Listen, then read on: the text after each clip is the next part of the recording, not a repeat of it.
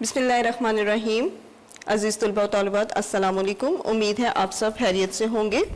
جی 10th class جماعت دہم ہم اردو لازمی جو ہیں وہ آج کر رہے ہیں اور اس کا کریں گے ہم سبق نمبر 4 نظریہ پاکستان جو کہ صفحہ نمبر 22 پہ ہے.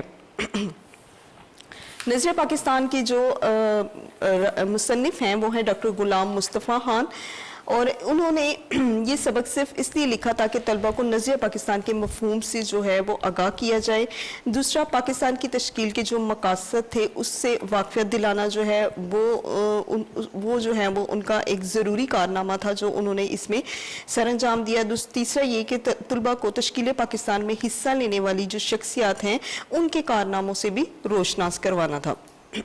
جی تو ڈاکٹر غلام مصطفیٰ خان کی اس سبق کی طرف جو ہے اس کی پڑھائی کی طرف ہم جاتے ہیں.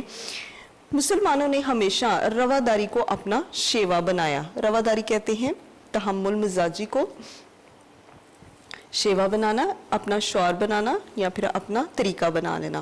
تو وہ کہتے ہیں کہ مسلمانوں نے جو ہے وہ ہمیشہ تحمل مزاجی جو ہے وہ اس کے طور طریقے کو اپنایا، لیکن جب کفر و الحاد غلبہ حاصل کرنا چاہتا ہے. کفر و الحاد یعنی کہ کفر کا مطلب ہوتا ہے، کفر و الحاد کا مطلب ہوتا ہے اللہ تعالیٰ کو ایک نہ ماننا یا پھر اللہ تعالیٰ کے دین سے انکار کر دینا. غلبہ حاصل کرنا، قبضہ کر لینا یا چھا جانا اس پر. تو وہ کہتے ہیں کہ مسلمانوں نے ہمیشہ جو ہے وہ تحمل مزاجی کو اپنا شعار بنایا، اپنا طریقہ بنایا، لیکن جب کفر و الحاد غلبہ حاصل کرنا چاہتا ہے تو مسلمان اس کے مقابلے کے لیے ڈٹ کر کھڑا ہو جاتا ہے. تو وہ کہتے ہیں کہ جب کفر و الحاد یعنی کہ کفر جو ہے وہ ہر طرف چھا جاتا ہے اور کافر جو ہیں وہ مسلمانوں کے دین کو قبول نہیں کرتے تو پھر کیا ہوتا ہے کہ اس کے مقابلے میں جو مسلمان ہیں وہ ڈٹ کر کھڑے ہو جاتے ہیں، یعنی کہ وہ ڈٹ جاتے ہیں، وہ کھڑے ہو جاتے ہیں کفر کے سامنے اور پھر اس کا بھرپور طریقے سے مقابلہ کرتے ہیں. بادشاہ اکبر کی بیجا رواداری اور ملکی سیاست میں ہندوؤں کے عمل دخل کی وجہ سے ملک میں کافرانہ طور طریقے اس قدر رائج ہو گئے تھے کہ مسلمانوں کی آزادی خود ان کے دینی معاملات میں بھی ختم ہو گئی تھی. بادشاہ اکبر آپ کو پتا ہے کہ مغلیہ جو خاندان تھا وہ اس کے بادشاہ تھے جس کا نام اکبر تھا. تو وہ کہتے ہیں کہ اس کی بیجا رواداری بہت زیادہ جو ہے وہ اس نے رواداری کا جو ہے وہ سلوک کیا ہوا تھا. دوسرا یہ کہ ملکی سیاست میں ہندوؤں کے عمل دخل، ملک کی جو سیاست تھی اس میں جو ہندوؤں کا عمل دخل یعنی کہ ان کی جو دخل اندازی تھی وہ بہت زیادہ تھی. تو بادشاہ اکبر کی رواداری سے دوسرا یہ کہ ملک کی جو سیاست تھی اس میں ہندوؤں کا عمل دخل بہت زیادہ تھا اور ان کے عمل دخل کی وجہ سے جو ہے ملک میں کافرانہ طور طریقے اس قدر رائج ہو گئے تھے، رائج ہو جانا رواج پا گئے تھے. تو ملک میں جو ہے وہ کافروں کے طور طریقے جو ہے وہ رواج پانا شروع ہو گئے تھے، یعنی کہ ہندوؤں کے طور طریقے جو ہے وہ رواج پا رہے تھے کہ مسلمانوں کی آزادی خود ان کے دینی معاملات میں بھی ختم ہو گئی تھی. اور کافروں کے جو طور طریقے تھے، ہندوؤں کے جو طور طریقے تھے وہ اس قدر رواج پا گئے تھے کہ مسلمان جو ہیں وہ آزادی سے اپنے دینی معاملات کو بھی جو ہے وہ اپنے دینی معاملات میں بھی جو ہے وہ دخل اندازی نہیں کر سکتے تھے، یا کہہ لیں کہ اپنے دین کو وہ آسانی سے جو ہے وہ اس پر عمل نہیں کر سکتے تھے. ان کے دینی معاملات جو ہیں وہ مکمل طور پر ختم ہو گئے تھے. تو کہتے ہیں کہ مسلمانوں نے ہمیشہ جو ہے وہ رواداری کو اپنا شیوا بنایا، یعنی کہ انہوں نے جو ہے وہ تحمل مزاجی کو اپنا شیوا بنایا. انہوں نے دیکھا کہ کافر جو ہیں وہ بہت زیادہ ان کے سامنے آتے جا رہے ہیں. دوسرا یہ کہ بادشاہ اکبر جو تھا اس نے بھی ملکی سیاست میں بہت زیادہ جو ہے ہندوؤں کے عمل دخل کو اور کافرانہ طور طریقے کو جو ہے وہ رائج کرنا شروع کر دیا تھا. پھر اس کا یہ نتیجہ نکلا کہ مسلمانوں کی آزادی جو ہے وہ بہت زیادہ ختم ہوتی گئی اور مسلمان آزادی سے جو ہے وہ اپنے دین کی طرف توجہ نہیں دے سکتے تھے. چنانچہ اکبر کے آخری دور میں اسلام کی سربلندی کے لیے حضرت مجدد الف ثانی کھڑے ہوئے. تو جی کہتے ہیں کہ اکبر کے جو بادشاہ اکبر جو تھا اس کا جو آخری دور تھا وہ اس دور میں چونکہ ہندو جو ہیں وہ بہت زیادہ رائج ہو چکے تھے، ہندو طور طریقے، ہندو رسم و رواج جو ہے وہ بہت زیادہ رواج پا چکے تھے. تو پھر اکبر کے آخری دور میں یعنی کہ جب اس کی حکومت کا دور ختم ہوا تو اسلام کی سربلندی کے لیے یعنی کہ اسلام کو سربلند کرنے کے لیے، اسلام کا پرچم جو ہے اسے اٹھانے کے لیے حضرت مجدد الف ثانی جو ہیں وہ کھڑے ہوئے. تو حضرت مجدد الف ثانی کے بارے میں کلاس میں آپ کو بتا دوں کہ انہوں نے بہت زیادہ دین کے لیے کوششیں کی، انہوں نے دین کی بہت زیادہ تبلیغ کی، انہوں نے دین کو جو ہے وہ ملک میں پھیلانے کے لیے بہت زیادہ کوششیں کی. تو حضرت مجدد الف ثانی کا دین کی تبلیغ میں ایک بہت بڑا نام ہے. آپ نے جہانگیر کے زمانے میں محض دین کی خاطر قید و بند کی سختیاں جھیلی اور اسلامی قدروں کو نئے سرے سے فروغ دیا. تو وہ کہتے ہیں کہ جہانگیر کے زمانے میں جو جہانگیر تھا وہ بھی ایک دور کا بادشاہ تھا. تو وہ کہتے ہیں کہ ان کے زمانے میں جو ہے حضرت مجدد الف ثانی نے دین کی خاطر قید و بند کی، یعنی کہ انہوں نے قید بھی برداشت کی، اس کی سختیاں جو ہیں وہ بہت زیادہ برداشت کی، اور اس کے علاوہ اسلامی قدروں کو نئے سرے سے فروغ دیا. اسلامی قدروں کو یعنی کہ اسلام کو جو ہے وہ نئے سرے سے انہوں نے اجاگر کرنے کی کوشش کی، اسلام کو پھیلانے کی کوشش کی. اور جو ہی وہ اسلام جو ہے اس کو فروغ دیتے تھے، یعنی کہ وہ جیسے جیسے پھیلتا جاتا تھا انہیں مزید جو ہے وہ سختیاں برداشت کرنا پڑتی تھی. جیسے جیسے وہ اسلام کی تبلیغ دیتے تھے ویسے ویسے انہیں قید و بند کی سختیاں جھیلنا پڑتی تھیں. ان کے اثر سے شاہ جہاں اور اس کے بعد اس کا بیٹا اورنگ زیب دین کا خادم بنا. پھر حضرت مجدد الف ثانی کے اثر سے، یعنی کہ حضرت مجدد الف ثانی کی تبلیغ کا اثر جو ہے وہ شاہ جہاں پر بہت زیادہ ہوا. دوسری یہ کہ اس کا جو بیٹا تھا اورنگ زیب اس پر بھی بہت زیادہ ہوا. تو کہتے ہیں کہ حضرت مجدد الف ثانی کے بعد شاہ جہاں اور ان کا جو بیٹا اورنگ زیب ہے وہ دین کا خادم بنا. خادم یعنی کہ نوکر، مطلب یہ ہے کہ اس کے بعد جو ہے وہ انہوں نے دین کی تبلیغ شروع کی، دین کے لیے جو ہے وہ لڑنا شروع کیا، دین کو جو ہے وہ ملک میں پھیلانا شروع کیا. لیکن اورنگ زیب کے بعد ہی اس کے بیٹوں کے باہمی نفاق اور کمزوری کی وجہ سے مغلیہ سلطنت کا زوال شروع ہو گیا. لیکن اورنگ زیب کے بعد کہتے ہیں کہ جو اورنگ زیب تھا اس کے بعد یعنی کہ اس کی وفات کے بعد اس کے بیٹوں کے باہمی نفاق یعنی کہ ان میں بہت زیادہ جو ہے وہ آپسی جھگڑا پیدا ہو گیا. نفاق کہتے ہیں نا اتفاقی کو، ان کے اندر جو ہے وہ آپس میں نا اتفاقیاں پیدا ہونا شروع ہو گئی، اور ان کی نا اتفاقیوں اور ان کی کمزوریوں کی وجہ سے جو ہے وہ مغلیہ سلطنت کا زوال شروع ہو گیا. یعنی کہ مغلیہ سلطنت کے جو ہے وہ پستی میں گرنا شروع ہو گئی تھی، وہ ختم ہونا شروع ہو گئی تھی. مرہٹوں اور ہندوؤں کے کئی گروہوں نے سر اٹھایا. مرہٹوں یہ جو ہے وہ ہندوؤں کی ذاتیں ہوا کرتی تھی. وہ کہتے ہیں مرہٹوں نے اور ہندوؤں نے جو ہے ہندوؤں کے کئی گروہوں نے جو ہے وہ سر اٹھایا، یعنی کہ انہوں نے بھی مسلمانوں کے دین کو کمزور کرنے کی کوشش کی. انگریزوں نے اپنے قدم جمائے اور ملک میں انتشار پھیل گیا. پھر کیا ہوا کہ ان کے بعد جو ہے وہ مغلیہ سلطنت کے دور میں جو ہے وہ انگریز پھر برِ صغیر میں آئے. انہوں نے برِ صغیر میں اپنے قدم جمائے، مطلب یہاں پر اپنے قدم مضبوط کیے، انہوں نے خود کو مضبوط کیا. اب انہوں نے کیا کرنا شروع کر دیا کہ جب انگریز برِ صغیر میں داخل ہوئے تو انہوں نے بہت زیادہ مسلمانوں اور ہندوؤں کے درمیان جو ہے وہ لڑائی جھگڑے کروانے کی کوشش کی، ان دونوں کے درمیان فرق پیدا کرنے کا کوشش کی، جس کی وجہ سے یہ ہوا کہ بہت زیادہ ملک میں جو ہے وہ انتشار پھیلتا چلا گیا. انتشار یعنی کہ بہت زیادہ فساد پھیلتے چلے گئے. مسلمان اور ہندو جو ہیں وہ آپس میں لڑنا شروع ہو گئے. لیکن ایسے گئے گزرے حالات میں بھی قوم کو فروغ دینے اور اسلام کو سر بلند کرنے کے لیے کوششیں جاری رہیں. لیکن ایسے گئے گزرے حالات یعنی کہ اس طرح ایسے حالات جس کی وجہ سے ملک میں جو ہے وہ بہت زیادہ انتشار، فتنہ و فساد جو ہے وہ پیدا ہوتا جا رہا تھا. تو وہ کہتے ہیں کہ اس طرح کے فتنہ و فساد کے حالاتوں میں بھی قوم کو فروغ دینے اور اسلام کو سر بلند کرنے کی کوششیں جاری رہیں.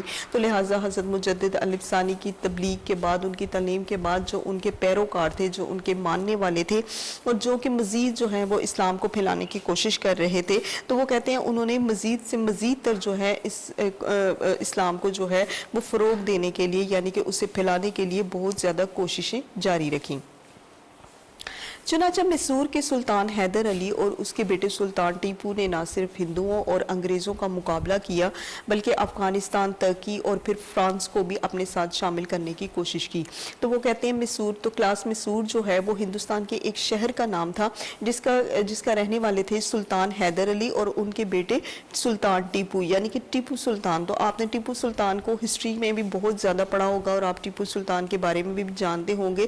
تو یہاں پر جو ہے وہ آپ اس سے ایک MCQs کی شکل میں بھی کر لیں کہ ٹیپو سلطان کے جو والد تھے ان کا نام تھا سلطان حیدر علی. تو وہ کہتے ہیں کہ مصور کے جو ہے مصور شہر جو ہے وہ ہندوستان کا، وہاں کے سلطان حیدر علی اور ان کے بیٹے سلطان ٹیپو نے نہ صرف ہندوؤں اور انگریزوں کا مقابلہ کیا، انہوں نے نہ صرف یہ کہ ہندوؤں کا اور انگریزوں کا ڈٹ کر مقابلہ کیا، انہوں نے بہت زیادہ جنگ و جدل کی، انہوں نے بہت زیادہ دین اسلام کو پھیلانے کی کوشش کی، بلکہ افغانستان، ترکی اور پھر فرانس کو بھی اپنے ساتھ شامل کرنے کی کوشش کی. انہوں نے نہ صرف ہندو اور انگریزوں کا مقابلہ کیا بلکہ 3 ممالک جن میں افغانستان، ترکی اور فرانس جو ہے انہوں نے انہیں دعوت دی کہ وہ ان کے ساتھ جو ہے وہ شامل ہوں، لیکن ملک کے دوسرے سرداروں نے ساتھ نہیں دیا اور انہیں کامیابی حاصل نہ ہو سکی۔ انہوں نے دین اسلام کو پھیلانے کے لیے اور قبضے کرنے کے لیے دوسری جگہوں پر انہوں نے ان جو 3 ملک تھے ان کو دعوت دی، لیکن ایسا تھا کہ جو ان کے اپنے ملک یعنی کہ ہندوستان کے جو سردار تھے انہوں نے ان کا ساتھ بالکل نہیں دیا، اور ساتھ نہ دینے کی وجہ سے جو ہے انہیں کامیابی حاصل نہ ہو سکی۔ اب اگلے پیراگراف کی طرف آتے ہیں۔ اس زمانے میں شاہ ولی اللہ دہلوی اور ان کے صاحبزادوں نے مسلمانوں کی اخلاقی اور معاشرتی برائیوں کو دور کرنے کی تحریک شروع کی۔ جی تو اس زمانے میں جو ہے وہ شاہ ولی اللہ دہلوی، شاہ ولی اللہ جو ہے اور ان کے صاحبزادے یعنی کہ ان کے بیٹوں نے جو ہے وہ ایک تحریک شروع کی، اور یہ تحریک کیا تھی؟ اس تحریک میں مسلمانوں کی اخلاقی اور معاشرتی برائیاں یعنی کہ اخلاقی طور پر مسلمانوں میں جو بھی کوئی برائیاں تھیں انہیں دور کرنے کی کوشش کی، اور معاشرتی طور پر یعنی کہ معاشرے میں بھی جس انداز سے مسلمان رہ رہے تھے ان ساری برائیوں کو بھی انہوں نے دور کرنے کی بے حد کوشش کی، اور اس کے لیے انہوں نے ایک تحریک بھی شروع کی۔ تحریک کہتے ہیں کسی کام کو حرکت میں لانا، کسی عمل کو جو ہے وہ حرکت میں لانا۔ تو کہتے ہیں شاہ ولی اللہ دہلوی اور ان کے بیٹوں نے جو ہے وہ مسلمانوں کی اخلاقی اور معاشرتی برائیوں کو دور کرنے کے لیے ایک بہت بڑی تحریک شروع کی تھی۔ پھر ان کے پوتے شاہ اسماعیل نے اپنے مرشد سید احمد بریلوی کے ساتھ اسلامی اصولوں کو دوبارہ رائج کرنے اور ملک کو غلامی سے آزاد کرانے کی کوشش میں 1831 جی کلاس 1831 ہے یہ 1831 عیسوی میں اپنی جانیں قربان کر دی۔ تو کہتے ہیں کہ نہ صرف شاہ ولی اللہ دہلوی اور ان کے بیٹے بلکہ یہ تحریک جو ہے چلتی گئی، اور ان کی نسل میں ان کے پوتے جو ہیں جن کا نام شاہ اسماعیل تھا انہوں نے اپنے مرشد سید احمد بریلوی کے ساتھ مل کر جو ہے وہ اسلام کی تبلیغ کے لیے بہت بڑی کوشش کی، اور اس کوشش میں جو ہے انہوں نے اسلامی اصولوں کو دوبارہ رائج کرنے اور ملک کو غلامی سے آزاد کرنے کی کوشش کی۔ دوبارہ رائج کرنے یعنی کہ رواج پانا، تو انہوں نے اسلام کے اصولوں کو جو ہے وہ دوبارہ رواج پانے کے لیے اور ملک کو غلامی سے آزاد کرانے کے لیے بہت زیادہ کوششیں کی، اور ان کوششوں میں انہوں نے 1831 عیسوی میں اپنی جانیں بھی قربان کر دیں۔ تاہم انہوں نے مسلمانوں کے دل میں جوش اور ولولہ پیدا کر دیا۔ جوش یعنی کہ ایک امنگ، اور ولولہ بھی کہتے ہیں جوش کو۔ انہوں نے اپنی ان کوششوں میں مسلمانوں کے دلوں میں بہت زیادہ جوش، بہت زیادہ ولولہ پیدا کیا۔ چنانچہ 1857 عیسوی کی جنگ آزادی میں مسلمانوں نے پھر اپنے قدم جمانے کی کوشش کی۔ ان تمام کوششوں کے باوجود مسلمانوں نے جو ہے وہ 1857 جی میں یہ آپ کو لکھ دیتی ہوں تاکہ آپ کو پتہ چل جائے 1857 یعنی کہ 1857 کی جنگ آزادی میں مسلمانوں نے پھر سے اپنے قدم جمانے کی یعنی کہ اپنے قدموں کو اس ملک میں مضبوط کرنے کی کوشش کی، لیکن انگریزی اقتدار مستحکم ہو چکا تھا۔ مستحکم ہونا، مضبوط ہونا، تو کہتے ہیں 1857 کی جنگ آزادی میں مسلمانوں نے اپنے قدموں کو جمانے کی کوشش کی، لیکن انگریزوں کا جو اقتدار تھا، ان کی جو حکومت تھی وہ بہت زیادہ مضبوط ہو چکی تھی، اس لیے انہیں کامیابی نہ ہو سکی۔ اس زمانے میں سر سید نے مجبوراً انگریزوں سے مفاہمت کو غنیمت جانا۔ مفاہمت کہتے ہیں صلح کو، تو سر سید نے جو ہے وہ ایک طریقہ اختیار کیا کہ انہوں نے انگریزوں کے ساتھ صلح کرنی چاہیے، اسی کو بڑی غنیمت جانا۔ جی اب آتے ہیں صفحہ نمبر 23 کی طرف۔ اور مسلمان قوم کی اخلاقی اور تہذیبی اصلاح پر توجہ دی۔ تو آپ کو میں کلاس اس سے پہلے بھی بتا چکی ہوں، بلکہ آپ نے کافی جگہوں پر پڑھا بھی ہوگا کہ سر سید نے جو ہے وہ انگریزی زبان کی ترویج کے لیے بہت کوششیں کی، اور وہ یہ چاہتے بھی تھے۔ ایک زمانہ تھا 1857 سے یا پھر کیا میں پاکستان سے پہلے کہ مسلمان جو ہے وہ انگریزی زبان کو بہت برا سمجھتے تھے۔ مسلمانوں میں یہ چیزیں بہت برا سمجھی جاتی تھیں کہ وہ انگریزی زبان کو جو ہے ہرگز حاصل کرنے کی کوشش نہیں کریں گے، لیکن جب سر سید نے یہ دیکھا تھا کہ مسلمانوں کی ترقی کا راز جو ہے وہ صرف انگریزی زبان میں ہے، تو انہوں نے پھر مسلمانوں میں جو ہے وہ انگریزی زبان جو ہے وہ حاصل کرنے کا شوق پیدا کیا تھا۔ انہوں نے اس بات کو بڑی غنیمت جانی تھی کہ وہ انگریزوں سے صلح کریں، یعنی کہ ان کے ساتھ وہ اپنا میل ملاپ رکھیں، اور ان چیزوں کو وہ جو ہے وہ غنیمت سمجھتے تھے مسلمانوں کے لیے۔ پھر انہوں نے مسلمان قوم کی اخلاقی اور تہذیبی اصلاح پر توجہ دی تھی۔ اخلاقی یعنی کہ ان کے جو اخلاق ہیں ان پر، اور ان کی جو تہذیب یعنی کہ ان کے جو طور طریقے ہیں، ان کے جو رسم و رواج ہیں، جو رہن سہن ہے، اس اس پر انہوں نے ان کی اصلاح پر جو ہے یعنی کہ ان سب چیزوں کی درستگی پر انہوں نے بہت زیادہ توجہ دی اور غور کیا، اور ان کے دلوں سے احساس کمتری کو دور کرنے کی کوشش بھی کی۔ احساس کمتری کہتے ہیں کہ کسی بھی بات میں اپنے اندر کسی بھی بات میں خود کو کمتر سمجھنا دوسروں سے۔ تو مسلمان کیسے خود کو کمتر سمجھتے تھے؟ مسلمان خود کو کمتر سمجھتے تھے صرف اور صرف اس طرح سے کہ وہ انگریزی زبان نہیں سیکھتے تھے، تو پھر انہوں نے مسلمانوں کے اندر جو ہے یہ شوق پیدا کرنے کا کوشش کی کہ آپ کسی سے کمتر نہیں ہیں، بلکہ اللہ تعالیٰ نے آپ کو بہت زیادہ خوبیاں عطا کی ہیں، آپ انگریزی زبان سیکھیں اور اسی زبان کے توسط سے جو ہے وہ آگے بڑھنے کی کوشش کریں۔ 1885 عیسوی میں جی کلاس 1885 یعنی کہ 1885 عیسوی میں ہندوؤں نے کانگریس کی بنیاد ڈالی۔ تو 1885 عیسوی کا جو سن تھا، اس سن میں ہندوؤں نے ایک جماعت کی بنیاد ڈالی جس کا نام تھا کانگریس۔ تو انہوں نے کانگریس کی بنیاد ڈالی اور ظاہر یہ کیا کہ وہ ملک کی تمام قوموں کو ان کے حقوق دلوائیں گے، لیکن بعد میں پتہ چلا کہ وہ صرف اپنے حقوق کا تحفظ چاہتے تھے۔ تو کلاس 1885 عیسوی میں جب ہندوؤں نے کانگریس کی بنیاد ڈالی اور انہوں نے اس کانگریس کی بنیاد میں یہ ثابت کرنے کی کوشش کی کہ یہ کانگریس کی جماعت جو ہے یہ صرف مسلمانوں اور ہندوؤں دونوں کے لیے ہوگی، یعنی کہ یہ جماعت جو ہے مسلمانوں اور ہندوؤں دونوں کے حقوق کا تحفظ کرے گی۔ لیکن ایسا ہوا کہ وہ ملک کی تمام قوموں کو ان کے حقوق دلوائے گی، لیکن بعد میں پتہ چلا کہ وہ صرف اپنے حقوق کا تحفظ چاہتے تھے، یعنی کہ یہ جو کانگریس جماعت تھی یہ صرف اور صرف جو ہے وہ ہندوؤں کے حقوق کی تحفظ یعنی کہ ہندوؤں کے حقوق کی حفاظت کرتی تھی، جبکہ مسلمانوں کو انہوں نے بہت زیادہ پیچھے چھوڑ دیا تھا۔ انہوں نے مسلمانوں کو ان کے کاروبار سے محروم کرنے کی کوشش کی، محروم کرنا، چھوڑ دینا یا نکال دینا۔ تو پھر ایسا ہوا کہ ہندوؤں نے جو ہے وہ مسلمانوں کو ان کے کاروبار سے نکال دیا، اور ان کی پوری کوششیں تھی کہ مسلمان جو ہے وہ اپنے کاروباروں کو چھوڑ دیں اور وہ سرکاری ملازمتوں پر بھی قابض ہو گئے۔ نہ صرف یہ کہ انہوں نے مسلمانوں کو ان کے کاروبار سے نکال دیا، بلکہ ایسا ہوا کہ سرکاری ملازمتوں پر بھی جو ہے وہ ہندو قابض ہو گئے۔ قابض مطلب قبضہ کر لینا۔ تو انہوں نے جو ہے وہ سرکاری ملازمتوں پر بھی جو ہے وہ قبضہ کر لیا اور مسلمانوں کو جو ہے وہ سرکاری ملازمتوں سے بھی نکال دیا۔ نیز انہوں نے مسلمانوں کی مشترکہ زبان اردو کے مقابلے میں ہندی کو قائم کر دیا۔ اب ایسا ہوا کہ مسلمانوں کی جو ایک مشترکہ کہتے ہیں اکٹھی، یعنی کہ سب مسلمانوں کی جو ایک زبان ہوا کرتی تھی اردو، جو کہ بڑی اچھی زبان سمجھی جاتی تھی اور بڑی میٹھی زبان سمجھی جاتی تھی، انہوں نے اس اردو کو بھی ختم کر کے اس کی جگہ جو ہے وہ ہندی کو قائم کرنا شروع کر دیا۔ تو کلاس 1885 عیسوی میں جب کانگریس جو ہے وہ قائم ہوئی تو کیا ہوا کہ یہ سارے طور طریقے جو ہیں وہ ہندوؤں نے مسلمانوں کے بارے میں اپنانا شروع کر دیے۔ وہ انہیں ایک نیچ ذات سمجھتے تھے، وہ انہیں احساس کمتری دلواتے تھے۔ دوسرا یہ کہ انہوں نے ہر طرح سے جو ہے وہ مسلمانوں کو نیچا دکھانے کی کوشش کی، یہاں تک کہ انہیں نہ صرف ان کے کاروبار سے بلکہ ان کو سرکاری ملازمتوں سے بھی نکال دیا۔ اس کے علاوہ جو مسلمانوں کی ایک اپنی زبان تھی، جو ان کی مشترکہ زبان تھی اردو، جو کہ وہ استعمال کرتے تھے، اسے بھی ختم کر کے ہندوؤں نے جو ہے وہ ہندی کو قائم کر دیا۔ جی، سر سید نے مسلمانوں کو ہندوؤں کی کانگریس اور ان کی سیاست سے علیحدہ کرنے کی کوشش کی، اور ان کے ایک دوست مولانا محمد قاسم نے دیوبند میں مسلمانوں کی دینی تعلیم کی طرف توجہ دی۔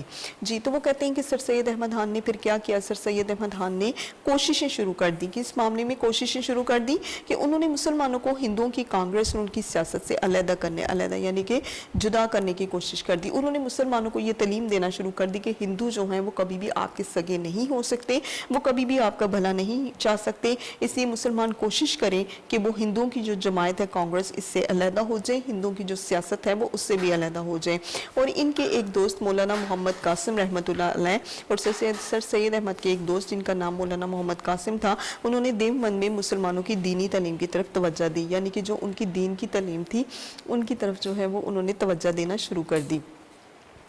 پھر سر سید کے ایک رفیق نواب وقار الملک نے 1906 میں جی کلاس ان کے جو ایک رفیق کہتے ہیں ان کے جو دوست تھے، تو وہ کہتے ہیں ان کی جو ایک دوست تھے جن کا نام نواب وقار الملک تھا، انہوں نے 1906 میں کل ہند مسلم لیگ کے نام سے مسلمانوں کی ایک الگ تنظیم کی بنیاد ڈالی۔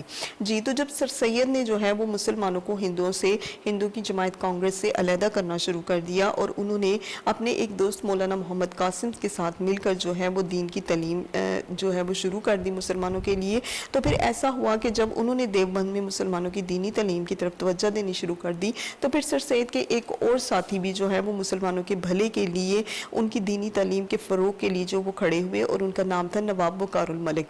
नवाब वक़ारुल मलिक ने 1906 में कुल हिंद मुस्लिम लीग, तो ये क्लास, ये भी एक नाम है, कुल हिंद मुस्लिम लीग के नाम से मुसलमानों के लिए एक अलग तंजीम की बुनियाद डाली। एक अलग तंजीम यानी कि एक ऐसी जमात की उन्होंने बुनियाद डाली जिसका नाम था कुल हिंद मुस्लिम लीग। और ये कुल हिंद मुस्लिम लीग जो है ये मुसलमानों की दीनी जमात थी। ये तंजीम ढाके में कायम हुई। तो ढाका क्या है? ढाका जो है वो हिंदुस्तान का एक शहर है। तो वो कहते हैं कि उनकी ये जो जमात थी ये ढाके में कायम हुई, जहाँ हिंदुओं ने साजिश करके मुसलमानों को ज़िक पहुँचाने के लिए मशरक़ी बंगाल और असम का वो सूबा जिसमें मुसलमानों की अक्सरियत थी ख़त्म करा दिया। तो कहते हैं कि चुनाचे हिंदुओं ने इनकी जो ये जमात थी ये ढाके में कायम हुई, लेकिन ऐसा हुआ कि जब उनकी ये जमात कायम हुई तो हिंदुओं ने साजिश करके यानी कि मुसलमानों के ख़िलाफ़ जो है वो कुछ प्लानिंग की, कुछ ऐसे प्लान किए कि जिसमें मुसलमानों को ज़िक पहुंचाने यानी कि उन्हें नुकसान पहुंचाने की बहुत ज़्यादा कोशिश की। और उसी नुकसान में जो है उन्होंने मशरक़ी बंगाल और असम का वो सूबा जिसमें मुसलमानों की अक्सरियत थी उसे ख़त्म करवा दिया। मशरक़ी बंगाल क्लास जिसे कि आज हम बांग्लादेश कहते हैं, ये भी कभी एक दफ़ा यहाँ पर जो है मुसलमानों की बहुत ज़्यादा अक्सरियत हुआ करती थी। आपने इसे मुताला पाकिस्तान में भी पढ़ा होगा। तो ये जब पाकिस्तान अलहदा हुआ था तो तब यही मुआहदा हुआ था कि मशरक़ी बंगाल यानी कि ऐसे सूबे जहाँ पर मुसलमानों की अक्सरियत बहुत ज़्यादा होगी वो पाकिस्तान के हिस्से में आएंगे। लेकिन वहाँ पर भी साजिशें वगैरह करनी शुरू कर दी हिंदुओं ने। उन्होंने मुसलमानों को इस कदर नुकसान पहुँचाया, ये जो मशरक़ी बंगाल का जो सूबा था ये भी उन्होंने जो है वो उनके नाम कर दिया, हिंदुओं के नाम कर दिया। और असम, तो ये भी एक सूबे का नाम है, हिंदुस्तान का एक सूबा है जिसका नाम असम है। इन दोनों सूबों में जो है वो मुसलमानों की अक्सरियत कहते हैं तादाद में ज़्यादा होना, तो मुसलमानों की अक्सरियत जो है वो बहुत ज़्यादा थी। तो ये दोनों सूबे जो हैं वहाँ पर इन्होंने मुसलमानों को नुकसान पहुँचाया और ये सूबे भी जो हैं वो हिंदुस्तान के हवाले करने की कोशिश की। 1911 ईस्वी में इस इलाके को फिर बंगाल में शामिल कर दिया गया। तो ऐसा हुआ कि जब 1906 ईस्वी में सारी सियासतें चलना शुरू हो गई, हिंदुओं की साजिशें शुरू हो गई, हिंदुओं की साजिशें मुसलमानों के खिलाफ शुरू हो गई, तो फिर क्या किया कि उन्होंने 1911 में ये सारे इलाके जो हैं वो बंगाल में शामिल कर दिए।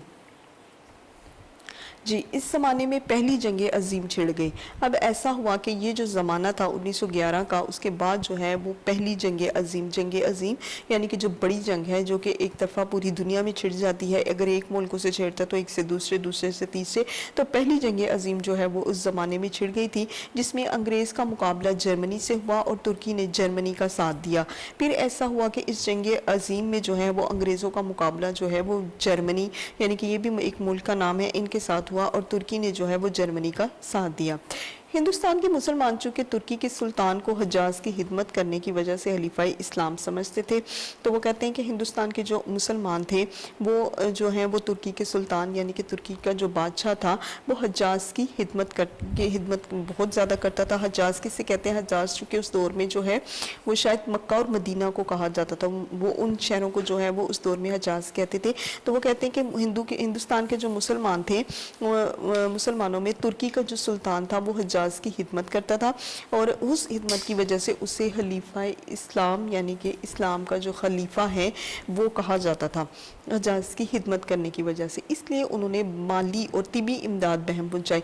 तो फिर ऐसा था कि वो चूँकि हजाज की बहुत ज़्यादा खिदमत करते थे, दूसरा ये कि वो खलीफा इस्लाम थे, इसलिए उन्हें माली और तिबी यानी कि तिबी इमदाद, मेडिकल का जितना भी सामान होता था उनकी वो भी मदद की गई, और दूसरा ये जो है माली यानी कि माली तौर पर भी जो है उनकी मदद बहम पहुँचाई यानी कि उन्हें पहुँचाने की कोशिश की गई उसी वक्त, जिसकी वजह से हुकूमत बरतानिया को मुसलमानों से अनात पैदा हो गया। लेकिन उन्होंने यहाँ के मुसलमानों से वादा किया कि अगर हमको इस जंग में फ़तह हासिल होगी तो हम किसी भी तरह तुर्की को मज़ीद नुकसान नहीं पहुंचाएंगे, जिसकी वजह से हुकूमत बरतानिया यानी कि बरतानिया की जो हुकूमत थी, इंग्लैंड की जो हुकूमत थी, उनको मुसलमानों से अनाद यानी कि नफाक पैदा हो गया, उन्हें मुसलमानों से एक तरह की दुश्मनी पैदा हो गई। लेकिन उन्होंने यहाँ के मुसलमानों से वादा किया, उसके बाद भी उन्होंने जो है यहाँ के मुसलमानों से वादा किया कि अगर इस जंग में हमें फ़तह हासिल हुई यानी कि फ़तह मतलब जीत जाना, अगर हम इस जंग में जीत गए तो हम किसी तरह से भी ترکی کو مزید نقصان نہیں پہنچائیں گے. تو ترکی جو ہے یہ بھی ایک ملک کا نام ہے.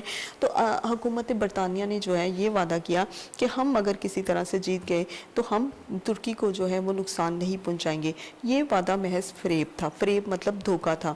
اور آپ تو جانتے ہی ہیں کہ جو غیر مسلم ہیں, جو انگریز ہیں یا پھر ہندو ہیں, یہ کبھی بھی مسلمانوں کے سگے نہیں ہوئے, یا پھر انہوں نے کبھی بھی جو ہے وہ مسلمانوں کو ساتھ دینے کی کوشش نہیں کی. تو وہ کہتے ہیں کہ انہوں نے جو بھی کوئی وعدہ کیا وہ محض ایک دھوکہ تھا. چنانچہ جب انگریزوں کو فتح حاصل ہوئی تو وہ اپنے وعدے سے پھر گئے. پھر کیا ہوا؟ پھر ایسا ہوا کہ اس جنگ میں انہوں نے مسلمانوں کا ساتھ حاصل کرنے کے لیے جو ہے وہ اس طرح سے جھوٹی باتیں کی, غلط باتیں کی, دھوکہ دہی کی باتیں کی. اور پھر ایسا ہوا کہ جب اس جنگ میں جو ہے وہ انگریز جیت گئے اور پھر وہ اپنے وعدے سے مکر گئے. جیتنے کے بعد انگریزوں کو فتح ہوئی لیکن اپنے وعدے سے وہ پھر گئے اور انہوں نے ترکی کی وسیع سلطنت کے ٹکڑے ٹکڑے کر دیے. جب وہ اس جنگ کو جیت گئے تو اپنے وعدے سے مکرنے کے بعد انہوں نے کیا کیا کہ جو ترکی کا ملک تھا اس کی وسیع سلطنت یعنی کہ اس کی جو ایک بڑی سلطنت تھی اس کے ٹکڑے ٹکڑے کر دیے. اس کو مطلب جو ہے آدھا ترکی جو ہے آج بھی اگر آپ دیکھیں تو آدھا ترکی جو ہے وہ ایشیا میں آتا ہے اور آدھا جو ہے وہ یورپ میں آتا ہے, تاکہ وہ ایک ہی ملک ہے. تو اس کو بھی اس نے اسی دور میں جو ہے وہ ٹکڑوں میں بانٹ دیا. یہاں کے مسلمانوں کو اس فریب کی وجہ سے بہت تکلیف پہنچی. وہاں کے جو مسلمان تھے جب انہوں نے دیکھا کہ ہمیں انگریزوں نے اس طرح سے دھوکہ دیا ہے اور انہوں نے جو وعدہ ہم سے کیا ہے وہ اس وعدے سے مکر گئے ہیں, تو انہیں بہت زیادہ تکلیف پہنچی, بہت دکھ ہوا. اور انہوں نے خلافت کے تحفظ کے لیے مولانا محمد علی جوہر اور ان کے بڑے بھائی مولانا شوکت علی کی رہنمائی میں تحریک خلافت شروع کی.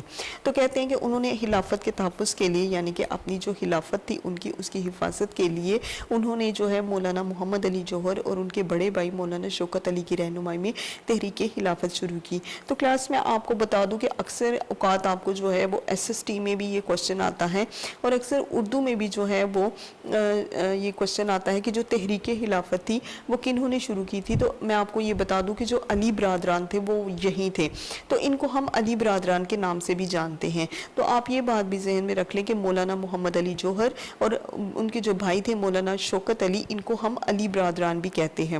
تو اکثر یہ جو MCQ سے یہ آتا ہے کہ تحریک خلافت جو ہے وہ کنہوں نے شروع کی, یا تو آپ ان کے نام لکھ سکتے ہیں یا پھر انہیں علی برادران بھی کہہ سکتے ہیں. تو تحریک خلافت جو تھی وہ مولانا محمد علی جوہر اور ان کے جو بڑے بھائی تھے مولانا شوکت علی, انہوں نے تحریک خلافت شروع کی تھی. اس زمانے میں ہندوؤں نے مسلمانوں کو ہندو بنانے کے لیے شدی کی تحریک شروع کی. تو کلاس وہ جو زمانہ تھا, اس زمانے میں ہندوؤں نے ایک تحریک شروع کی تھی مسلمانوں کے خلاف, اور وہ تحریک کیا تھی؟ وہ شدی کی تحریک تھی. شدی کی تحریک کیا ہوتی ہے کہ شدی کی تحریک میں مسلمانوں کو ہندو بنانے کے لیے جو ہے وہ ایک تحریک چلائی جاتی ہے اور اس کو شدی کی تحریک کہتے ہیں. اور اس میں جو ہے وہ زبردستی مسلمانوں کو جو ہے وہ ہندو بنایا جاتا ہے. یعنی ان کو ختم کرنے کے لیے سنگٹن کی تحریک بھی شروع کی. اب کیا تھا ان کو ختم کرنے کے لیے, یعنی کہ مسلمانوں کو ہندو بنانے کے لیے شدی کی تحریک شروع کی, اور مسلمانوں کی ذات کو ختم کرنے کے لیے, ان کے مسلمان ہونے کو ختم کرنے کے لیے سنگٹن کی تحریک جو ہے شروع کی گئی. پھر 1928 میں 1928 عیسوی تو کہتے ہیں کہ 1928 عیسوی میں کانگریس نے جو نہرو رپورٹ شائع کی.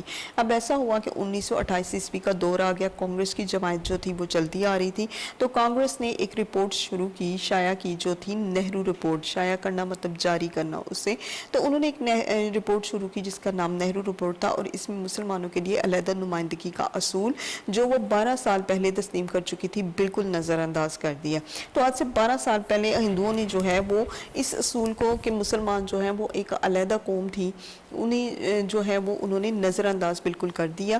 وہ آج سے 12 سال پہلے یہ تسلیم کیا گیا تھا کہ مسلمان ایک علیحدہ قوم تھی, لیکن جب 1928 عیسوی میں کانگریس نے نہرو رپورٹ شائع کی تو انہوں نے مسلمانوں کی علیحدگی کو یا مسلمانوں کی مذہب کو جو ہے وہ علیحدہ ہونے کے جو اصول تھا اس کو نظر انداز کر دیا.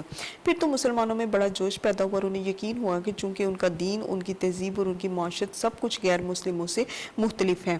اب یہ تھا کہ جب انہوں نے یہ رپورٹ شائع کی تو اس میں مسلمانوں میں یہ بڑا جوش پیدا ہوا, بڑا ولولہ پیدا ہوا, اور انہیں اس چیز کا بھی یقین ہو گیا کہ ان کا جو دین ہے, ان کی جو تہذیب ہے, تہذیب کسے کہتے ہیں ہیں, رہن سہن کا طریقہ, معاشرت کسے کہتے ہیں, یعنی کہ معاشرے میں رہنے کے جو اصول ہوتے ہیں, جو طور طریقے ہوتے ہیں, وہ سب کچھ جو ہے وہ ان کا غیر مسلموں سے مختلف تھا. اس لیے کسی حالت میں ہندوؤں سے تعاون نہیں ہو سکتا.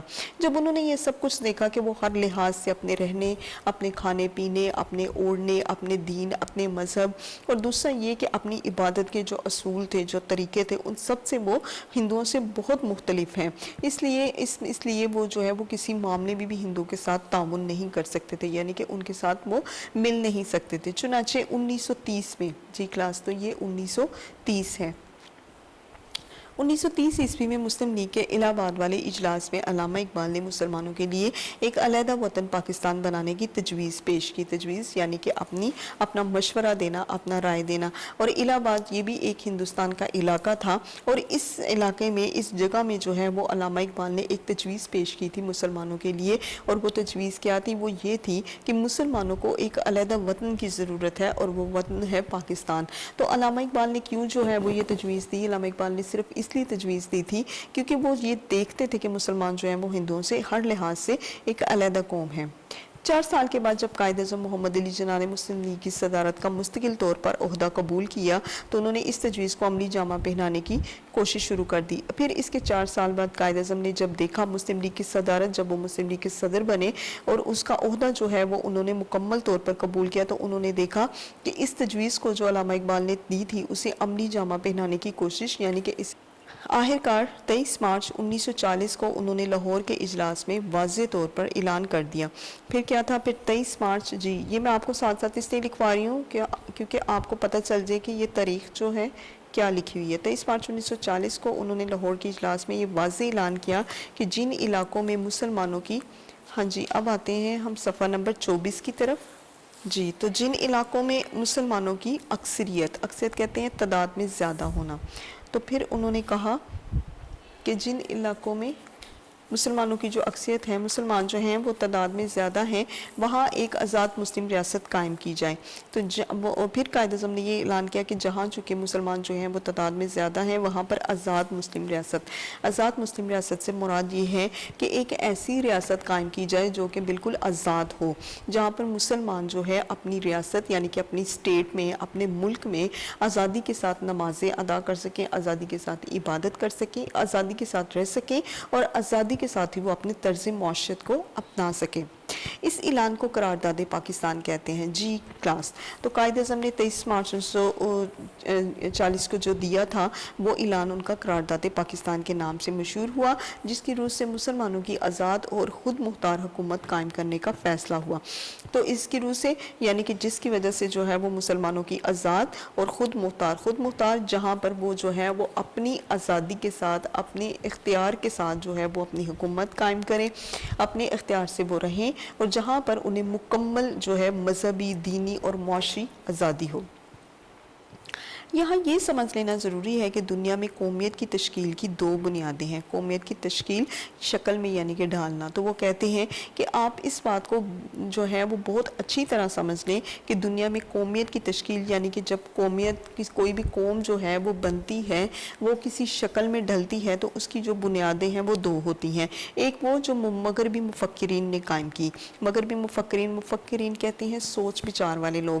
تو وہ کہتے ہیں کہ قومیت کی جو بنیادیں ہیں ان کی جو 2 بنیادیں ہیں وہ کیا ہوتی ہیں. ایک بنیاد وہ ہوتی ہے جو مغربی مفکرین یعنی کہ مغرب کے سوچ بچار والے لوگ, مغرب کے جو دانشور ہیں وہ قائم کرتے ہیں, اور دوسری وہ جو رسول مقبول صلی اللہ علیہ وآلہ وسلم کی قائم کی ہوئی ہے. تو وہ کہتے ہیں کہ دوسری وہ ہے جو ہمارے نبی پاک صلی اللہ علیہ وآلہ وسلم نے قائم کی. اہل مغرب نے خاندانی, نسلی اور قبائلی بنیادوں میں ذرا وسعت پیدا کر کے قومیت کی بنیادیں جغرافیائی حدود پر استوار کی. اب اہل مغرب یعنی کہ مغرب کے جو لوگ تھے, انہوں نے جو قومیت کی بنیاد رکھی وہ کیا تھی؟ وہ یہ تھی کہ یہ خاندانی بنیاد رکھتے تھے, یہ نسلی بنیاد رکھتے تھے, یہ قبائلی بنیاد رکھتے تھے, اور دوسرا یہ کہ اس میں ذرا وسعت پیدا کر کے یعنی کہ اسے مزید پھیلاؤ کر کے اب انہوں نے کیا کیا کہ اسے جغرافیائی حدود پر یعنی کہ زمینی حدود پر استوار قائم کرنا شروع کر دیا. اہل مغرب نے نہ صرف یہ کہا کہ خاندان کی بنا پر قوم ہوتی ہے, نسل کی بنا پر قوم ہوتی ہے, قبائلوں کی بنا پر انہوں نے یعنی کہ یہ لوگ رنگ, نسل, ذات پات میں فرق بیان کرتے تھے. اور اسی فرق کی بنا پر جو ہے وہ انہوں نے حدود استوار کی، یہ ساری حدیں مقرر کی اور کہا کہ قوم جو ہے وہ وطن سے بنتی ہے. یعنی کہ ہمارے یہاں پر جیسے آپ اگر دیکھ لیں، اگر آپ اللہ تعالیٰ کے حکم کو دیکھیں تو اللہ یہ کہتا ہے کہ ذات پات رنگ نسل کچھ نہیں، سب انسان برابر ہیں. لیکن اگر آپ مغربی اصولوں کو دیکھیں تو وہ یہ کہتے ہیں کہ جو انگلش لوگ ہیں، جو انگریز ہیں وہ اور ہیں، اور جو افریقن ہیں وہ اور ہیں. اور آج بھی جو ہے وہ امریکہ میں افریقن جو ہیں، جو کہ کالے رنگ والے ہیں، انہیں بہت برا سمجھا جاتا ہے، ان کے ساتھ بہت برا سلوک کیا جاتا ہے. تو وہ لوگ جو ہیں آج بھی اتنا پڑھا لکھا ہونے کے باوجود بھی ان چیزوں پر جو ہے وہ قائم ہیں. اس نظریے کی وجہ سے دنیا کے انسانوں کے درمیان تباہی کا جو دروازہ کھلا وہ 2 عالمی جنگوں کے ہونے سے بخوبی ظاہر ہے. اب یہ جو نظریہ تھا، جو انگریزوں کا یہ نظریہ تھا کہ ذات پات رنگ نسل میں فرق کرنا، اب اس نظریے کی وجہ سے کیا ہوا؟ اس نظریے کی وجہ سے دنیا کے انسانوں کے درمیان تباہی کا دروازہ، یعنی کہ لوگوں نے ایک دوسرے کی قتل و غارت شروع کر دی. لوگوں نے ایک دوسرے سے رنگ نسل اور ذات پات میں فرق بیان کرنا شروع کر دیا. اور پھر یہ رنگ نسل اور ذات پات میں جو فرق تھا، پھر یہ کیا ہوا؟ یہ 2 بڑی جنگوں، 2 عالمی جنگوں، یعنی کہ دنیا کی 2 بڑی جنگیں جو کہ پوری دنیا میں لگی، اس کی جو ہے وہ وجہ بنی. یہ وطنی قومیت ہی کی بنیاد پر لڑی گئی تھی. وطنی قومیت یعنی کہ یہ کس بنیاد پر لڑی گئی تھی؟ کہ یہ میرا وطن، یہ میرے لوگ. وہ کہتے تھے میرا وطن، میرے لوگ، ہماری نسل، ہماری قوم. اور اس طرح سے جو ہے وہ نسل، رنگ اور ان ساری چیزوں کو وجہ بنا کر جو ہے یہ جنگیں لڑی گئیں. اور یہ وطنی قومیت جنوبی ایشیا کے مسلمانوں کو تحفظ دینے میں تو بالکل ہی ناکام تھی. اب ایسا ہوا کہ وہ لوگ چونکہ خود جو ہے وہ ان چیزوں کو بنیاد بنا چکے تھے، ان چیزوں پر لڑ رہے تھے، ان چیزوں پر جھگڑا کر رہے تھے، خود ان میں جو ہے وہ کسی قسم کا اتفاق نہیں تھا، بلکہ نفاق ہی نفاق تھا. اب ایسا ہوا کہ یہ جو وطنی قومیت تھی، یہ جنوبی ایشیا، اب وطنی قومیت یعنی کہ وطن اور قوم کے درمیان، قوموں میں جو فرق کرنا تھا، یہ جنوبی ایشیا کے مسلمانوں کو تحفظ دینے میں، یعنی کہ جنوبی ایشیا کے جو مسلمان تھے ان کی حفاظت کرنے میں یہ بالکل ناکام ہو گئی تھی. اس لیے کہ جنوبی ایشیا کے مسلمان جو ہیں وہ اس نظریے کے تحت ایک مجبور اقلیت بن گئے تھے. اقلیت کہتے ہیں تعداد میں کم ہونا. اب ایسا ہو گیا تھا کہ جنوبی ایشیا کے جو مسلمان تھے وہ اس نظریے کی وجہ سے جو ہے انتہائی مجبور ہو گئے تھے. قومیت کی دوسری بنیاد وہ ہے جو رسول مقبول صلی اللہ علیہ وآلہ وسلم نے ملت اسلامیہ کی تشکیل کرتے وقت قائم فرمائی تھی. اب قومیت کی ایک بنیاد وہ جو میں نے اوپر واضح کرتی تھی، جس میں میں نے یہ کہا کہ رنگ، نسل اور خاندان کی بنا پر وہ اہل مغرب نے قائم کی تھی. اب دوسری کیا تھی؟ وہ قومیت کی دوسری بنیاد جو نبی پاک صلی اللہ علیہ وآلہ وسلم نے ملت اسلامیہ یعنی کہ اسلام کی ملت کی تشکیل کے لیے قائم فرمائی تھی، اور جو مغرب کے تصور قومیت سے جدا ہے. تو ہمارے نبی پاک صلی اللہ علیہ وآلہ وسلم نے جو جماعت قائم کی، جو ملت قائم کی، وہ جو ہے وہ مغرب کے تصور سے یعنی کہ ان کے خیالات سے، ان کی قومیت سے بالکل جدا ہے، بالکل علیحدہ ہے. جیسا کہ علامہ اقبال نے بھی فرمایا ہے، اپنی ملت پر قیاس اقوام مغرب سے نہ کر، ہاتھ ہے ترکیب میں قوم رسول ہاشمی، ان کی جمعیت کا ہے ملک و نسب پر انحصار، قوت مذہب سے مستقم ہے جمعیت تیری. وہ کہتے ہیں کہ تو اپنی قوم جو ہے اس پر جو ہے وہ اقوام مغرب سے جو ہے اپنی قوم کے لیے رائے نہ لے، یعنی کہ تو ان کے مشوروں کو نہ دیکھ، تو انہیں نہ دیکھ، تو اپنی قوم کو صرف اور صرف اگر قائم کرنا چاہتا ہے تو وہ نبی پاک صلی اللہ علیہ وآلہ وسلم کے مشورے پر، نبی پاک صلی اللہ علیہ وسلم کی پیدا کیے ہوئے تصور پر کر، اگر تو کرنا چاہتا ہے. اور اگر تو جو ہے مغرب کی جو قوم ہے ان کی جمعیت سے یعنی کہ ان کو اکٹھا کر کے ان کے بنائے ہوئے اصولوں پر اپنا ملک و قوم چلاتا ہے، اپنا نسب مطلب کہتے ہیں اپنا خاندان، اپنا ملک و نسب جو ہے وہ چلاتا ہے اگر تو ان پر، تو یہ تیرا بالکل بھی غلط طریقہ کار ہے. وہ کہتے ہیں قوت مذہب سے مستحکم، یعنی کہ جو مذہب ہے تیرا، ہمارا جو مذہب اسلام ہے، اسی سے مضبوط ہماری جمعیت ہے. جمعیت یعنی کہ ہماری جو قوم ہے، ہم جو سب اکٹھے ہیں وہ صرف اور صرف اپنے مذہب کی وجہ سے ہیں. تو ہمارا مذہب جو ہے وہ رنگ، نسل، خاندان نہیں دیکھتا. ہمارا مذہب اگر دیکھتا ہے تو وہ صرف یہ دیکھتا ہے کہ سب انسان برابر ہیں، کسی کو کسی پر جو ہے وہ کوئی برتری حاصل نہیں، اور اگر کسی کو کسی پر کوئی برتری ہے تو وہ ہے صرف تقوی یا پھر علم. जी क्लास, मुसलमानों की कौमियत एक नज़रियाती कौमियत है। अब मुसलमानों की जो कौमियत है, मुसलमानों की जो कौम है, वो एक नज़रियाती कौम है जो ला इलाहा इल्लल्लाह पर कायम है। ला इलाहा इल्लल्लाह क्या है कि अल्लाह के सिवा जो है वो कोई नहीं, और हमारा जो मुल्क है उसकी बुनियाद भी ला इलाहा इल्लल्लाह पर पड़ी थी, क्योंकि ला इलाहा इल्लल्लाह जब मुसलमानों को समझ में आ गया था तो फिर उन्होंने जो है वो हिंदुओं के साथ खुद को फ़र्क में रखा। उन्होंने ये देखा कि हम जो है वो हिंदुओं के साथ कभी भी नहीं रह सकते, हमारा नज़रिया जो है वो ला इलाहा इल्लल्लाह है। यानी ये कि नस्ल, रंग और वतन की बुनियाद पर नहीं, बल्कि एक नज़रिए पर, एक अकीदे पर, एक कलमे की बुनियाद पर वजूद में आई थी। अब हमारा जो ये नज़रिया था वो ये नहीं था कि जिसमें हम नस्लें देखते, जिसमें हम रंग देखते और जिसमें हम वतन देखते। अगर हम देखते तो सिर्फ यही देखते हैं कि हमारा नज़रिया क्या है, हमारी जो सोच है वो क्या है, हमारा अकीदा क्या है। हमारा अकीदा ये है कि हमारा अल्लाह एक है, हमारा मज़हब इस्लाम है, हमारे नबी पाक सल्लल्लाहु अलैहि वसल्लम जो है वो खातिमुन नबीन है। और दूसरा ये कि हमारा कलमा जो है उसकी बुनियाद क्या है, हमारा कलमा है ला इलाहा इल्लल्लाह, यानी कि अल्लाह जो है उसके सिवा कोई नहीं है और मोहम्मद सल्लल्लाहु अलैहि वसल्लम हमारे रसूल हैं। और इस नज़रियाती पहलू को नुमाया करने के लिए इसे मिल्लत कहा गया है। अब ये जो हमारा नज़रियाती पहलू था जिसमें हमारा मज़हब, हमारा अल्लाह और हमारा नबी, उसको जो है वो नुमाया करना, उनको सबके सामने लाना, तो इसलिए जो है इन सारी चीज़ों को हम मिलाकर एक मिल्लत कहते हैं। यानी कि हम कहते हैं कि हमारी कौम जो है वो इन्हीं बातों की बुनियाद पर है। ऐसी नज़रियाती कौमियत में हर नस्ल, हर रंग और हर जुग्राफी खित्ते के लोगों के लिए जगह होती है।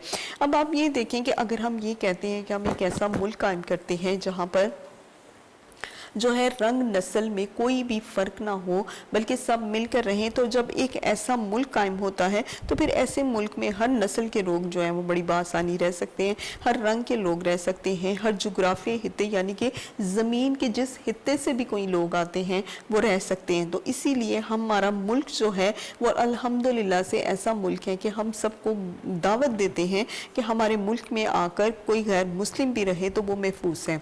तो इसलिए हम अपने हित्ते में जो है वो तमाम लोगों को जगह देते हैं। और हकीकत ये है कि जनूबी एशिया के मुसलमानों को, जिनमें हर नस्ल, हर रंग और मुख्तलिफ जोग्राफी के हितों के लोग शामिल थे, एक ऐसी कौम के मातहत अक़लियत बनकर रहना मंजूर ना था जो इस्लामी कौमियत के बरकत ज़ात पात, छूत छात और बुत प्रस्ती के बंधनों में जकड़ी हुई थी। अब ऐसा है कि हकीकत ये है, यानी कि सच्चाई जो है वो सिर्फ ये है कि जो जनूबी एशिया के मुसलमान थे कि जिनमें हर नस्ल, हर रंग और मुख्तलिफ जोग्राफी हितों के लोग शामिल थे, जाहिर है कि हम लोग जो है एक अल्लाह और उसके रसूल को मानने वाले हैं और हम कभी भी जो है वो रंगों और नस्लों में फ़र्क नहीं करते। फिर ऐसी कौम जो है वो किसी भी ऐसी कौम के मातहत नहीं रह सकती जो रंगों और नस्लों को देखती है, जो ज़ातों पातों को देखती है, जो ये देखती है ज़ात क्या है, जो छूत छात को देखती है। यानी कि हमने कभी भी ऐसा नहीं किया कि कोई गैर मुस्लिम है तो हम उससे परे रहें, हम उससे दूर रहें, हम खुद को बहुत अच्छा समझें। हम बुत परस्तों के बंधनों में नहीं जकड़ने वाले, हम इन सारी चीज़ों को पसंद नहीं करते। हम सिर्फ ये मानते हैं कि हमारे अल्लाह और हमारे रसूल ने हमें ये कहा है कि सब इंसान जो है वो बराबर हैं। चुनांचे उन्होंने अपनी जुदा गाना कौमियत यानी इस्लामी कौमियत की बुना पर अपने लिए एक जुदा वतन का मुतालबा किया। जुदा गाना कौमियत, हमारी जो कौम थी वो एक जुदा कौम थी। हम ना तो हिंदुओं के जैसे थे और ना ही हम अंग्रेज़ों के जैसे थे, बल्कि हम इस्लाम को मानने वाले थे। और इस्लामी कौमियत की बुनियाद पर भी हमने एक जुदा वतन, एक अलहदा वतन का जो है वो मुतालबा किया था, जिसमें वो अपने अकीदे, अपने नज़रिए ज़िंदगी, अपने अकीदे यानी कि हमारा अकीदा क्या है, हम किस अकीदे के तहत चलते हैं, क्या हमारी सोच विचार है, हमारी नज़रिए ज़िंदगी, ज़िंदगी के बारे में हमारा नज़रिया क्या है, हमारी सोच क्या है, हमारी राय क्या है, अपने तर्ज़ मुआशरत, हमारी ज़िंदगी में रहने के जो तौर तरीके हैं वो क्या हैं, और हम इन सारी चीज़ों के मुताबिक जो है अपनी ज़िंदगी बसर करें और एक मुसलमान की हैसियत से दौर जदीद के चैलेंज का मुकाबला करके अपने मुस्तकबिल को संवार सकें। एक मुसलमान की हैसियत यानी कि अल्लाह ताला ने कुरान पाक में जो वाज़े किया है कि कुरान पाक में अल्लाह ताला ने ज़िंदगी के हर एक जो चैलेंज है उसका मुकाबला करने के लिए अल्लाह ताला ने कुरान पाक में सब कुछ लिखा है कि आप अपनी ज़िंदगी कैसे गुजार सकते हैं। आपको अपनी ज़िंदगी में जो मुश्किलात पेश आती हैं, आप उन सब को जो है, उन सब का हल जो है वो कुरान पाक से सीखें। तो वो कहते हैं कि एक मुसलमान होने की हैसियत से, हमारी जो हैसियत है वो एक मुसलमान होने की है, तो हम एक मुसलमान होने की हैसियत से इस दौर जदीद के यानी कि इस नए दौर का मुकाबला कर सकते हैं। और नए दौर का ना सिर्फ مقابلہ کر سکتے ہیں بلکہ ہم اپنے مستقبل کو بھی سنوار سکتے ہیں۔ ہمیں اس بات کو بھی اچھی طرح ذہن نشین کر لینا چاہیے، یعنی کہ اپنے ذہن میں رکھ لینا چاہیے اس بات کو کہ نظریہ پاکستان میں اسلامی زندگی اور قدروں کا تصور بنیادی حیثیت رکھتا ہے۔ جی اب آتے ہیں صفحہ نمبر 25 کی طرف، کہ نظریہ پاکستان میں یعنی کہ پاکستان بنانے کا جو نظریہ تھا اس میں کیا تھا؟ اس میں تھا کہ اسلامی زندگی اور قدروں کا تصور جو ہے، اسلامی زندگی کیسے گزارنی چاہیے، دوسرا یہ کہ اسلامی قدر جو ہے ان کا جو تصور ہے وہ ایک بڑا بنیادی حیثیت رکھتا ہے، یعنی کہ اس کی جو اسلام کی جو حیثیت ہے، اسلام کی جو قدر ہے وہ بہت اہمیت رکھتی ہے۔ دوسرا یہ کہ اخوت کسے کہتے ہیں؟ بھائی چارہ یعنی کہ مل کر رہنا۔ مساوات کسے کہتے ہیں؟ مساوات یعنی کہ برابری کا سلوک، برابر رہنا۔ عدل یعنی کہ انصاف کرنا۔ دیانت یعنی کہ ہم لوگوں کو کبھی بھی خیانت نہیں کرنی چاہیے بلکہ دیانتداری یعنی کہ ایمانداری کرنی چاہیے، چاہے وہ کسی کی چیز رکھنے میں ہے چاہے کسی کے وعدے میں ہے۔ خدا ترسی یعنی کہ دوسروں کے اوپر ترس کھانا، یہ بھی ہمیں کرنا چاہیے، ہمیں دوسروں کا احساس کرنا چاہیے۔ انسانی ہمدردی، انسانیت جو ہے ان کے ساتھ، انسانوں کے ساتھ جو ہے وہ ہمیں ہمدردی کا سلوک کرنا چاہیے۔ اور عظمت کردار یعنی کہ اپنے کردار کی جو عظمت ہے، جو بڑائی ہے، جو اونچائی ہے، اس کے بغیر نظریہ پاکستان کو فروغ نہیں ہو سکتا، یعنی کہ نظریہ پاکستان جو ہے وہ کبھی بھی تشکیل نہیں پا سکتا، وہ کبھی نہیں مکمل ہو سکتا جب تک ان میں یہ چیزیں نہ ہوں۔ اور وہ چیزیں کیا ہیں؟ وہ ہے اخوت، وہ ہے مساوات، وہ ہے عدل، دیانت، خدا ترسی، انسانی ہمدردی، عظمت کردار۔ ان ساری چیزوں کے بغیر کبھی بھی پاکستان وجود میں نہیں آ سکتا تھا، اور یہی ساری چیزیں ہیں جو کہ ہمیں ہندوستان میں نہیں ملتی تھی۔ نظریہ پاکستان کا مقصد محض ایک حکومت قائم کرنا نہیں تھا، کیونکہ مسلمانوں کی حکومتیں ایشیا اور افریقہ میں پہلے سے موجود تھی۔ نظریہ پاکستان کا اصل میں مقصد یہ نہیں تھا کہ ہمیں ایک حکومت چاہیے، یعنی کہ ہم حکومت نہیں چاہتے تھے، ہم قبضہ نہیں چاہتے تھے، کسی جگہ پر، کسی زمین پر قبضہ نہیں چاہتے تھے، اس لیے کہ مسلمانوں کی حکومتیں تو ایشیا میں بھی تھیں، افریقہ میں بھی تھیں، ہمیں حکومت کی ضرورت نہیں تھی۔ ہمیں اگر ضرورت تھی تو ہم یہ چاہتے تھے کہ نظریہ پاکستان کا مقصد اسلامی اصولوں کی ترویج و اشاعت، جی کلاس، ہم چاہتے تھے کہ ہمیں ایک ایسا ملک چاہیے جہاں پر ہم بہت آسانی سے اپنی عبادات جو ہیں وہ مکمل کر سکیں، جہاں پر صرف اللہ اور اس کے رسول کا نام ہو، جہاں پر اللہ اور اس کے رسول کے قاعدے جو ہیں وہ چل سکیں، جہاں پر قرآن پاک جو ہے اس پر مکمل طور پر عمل ہو سکے، جہاں پر چھوت چھات، ذات پات، رنگ، نسل، بڑا چھوٹا، امیر غریب، ایسا کچھ بھی نہ ہو۔ تو ہم ایسا کچھ نہیں چاہتے تھے، ہم صرف اسلامی اصولوں کی ترویج و اشاعت چاہتے تھے، یعنی کہ صرف اور صرف یہ چاہتے تھے کہ اسلامی اصول جو ہیں وہ رائج ہوں، انہی کی اشاعت ہوں، انہی کو شائع کیا جائے، اور اہل عالم یعنی کہ جو علم رکھنے والے اہل عالم کے لیے مثالی مملکت کا نمونہ جو ہے فراہم کرنا تھا۔ اہل عالم یعنی کہ دنیا میں رہنے والے جو لوگ تھے، ہم ان کے لیے ایک مثالی مملکت، ایک ایسا ملک قائم کرتے جو کہ ایک مثال ہوتا۔ جی، پاکستان قائم کرنے کا فیصلہ ہندوؤں کو بہت ناگوار گزرا۔ جب پاکستان قائم کرنے کا فیصلہ کیا تو ہندوؤں کو جو ہے یہ بات بڑی ناگوار گزری۔ انہوں نے پوری کوشش کی یہ مملکت قائم نہ ہونے پائے، تو انہوں نے کیا کیا؟ انہوں نے ہر ممکن کوشش کی کہ یہ ملک جو ہے یہ کسی طرح قائم نہ ہو۔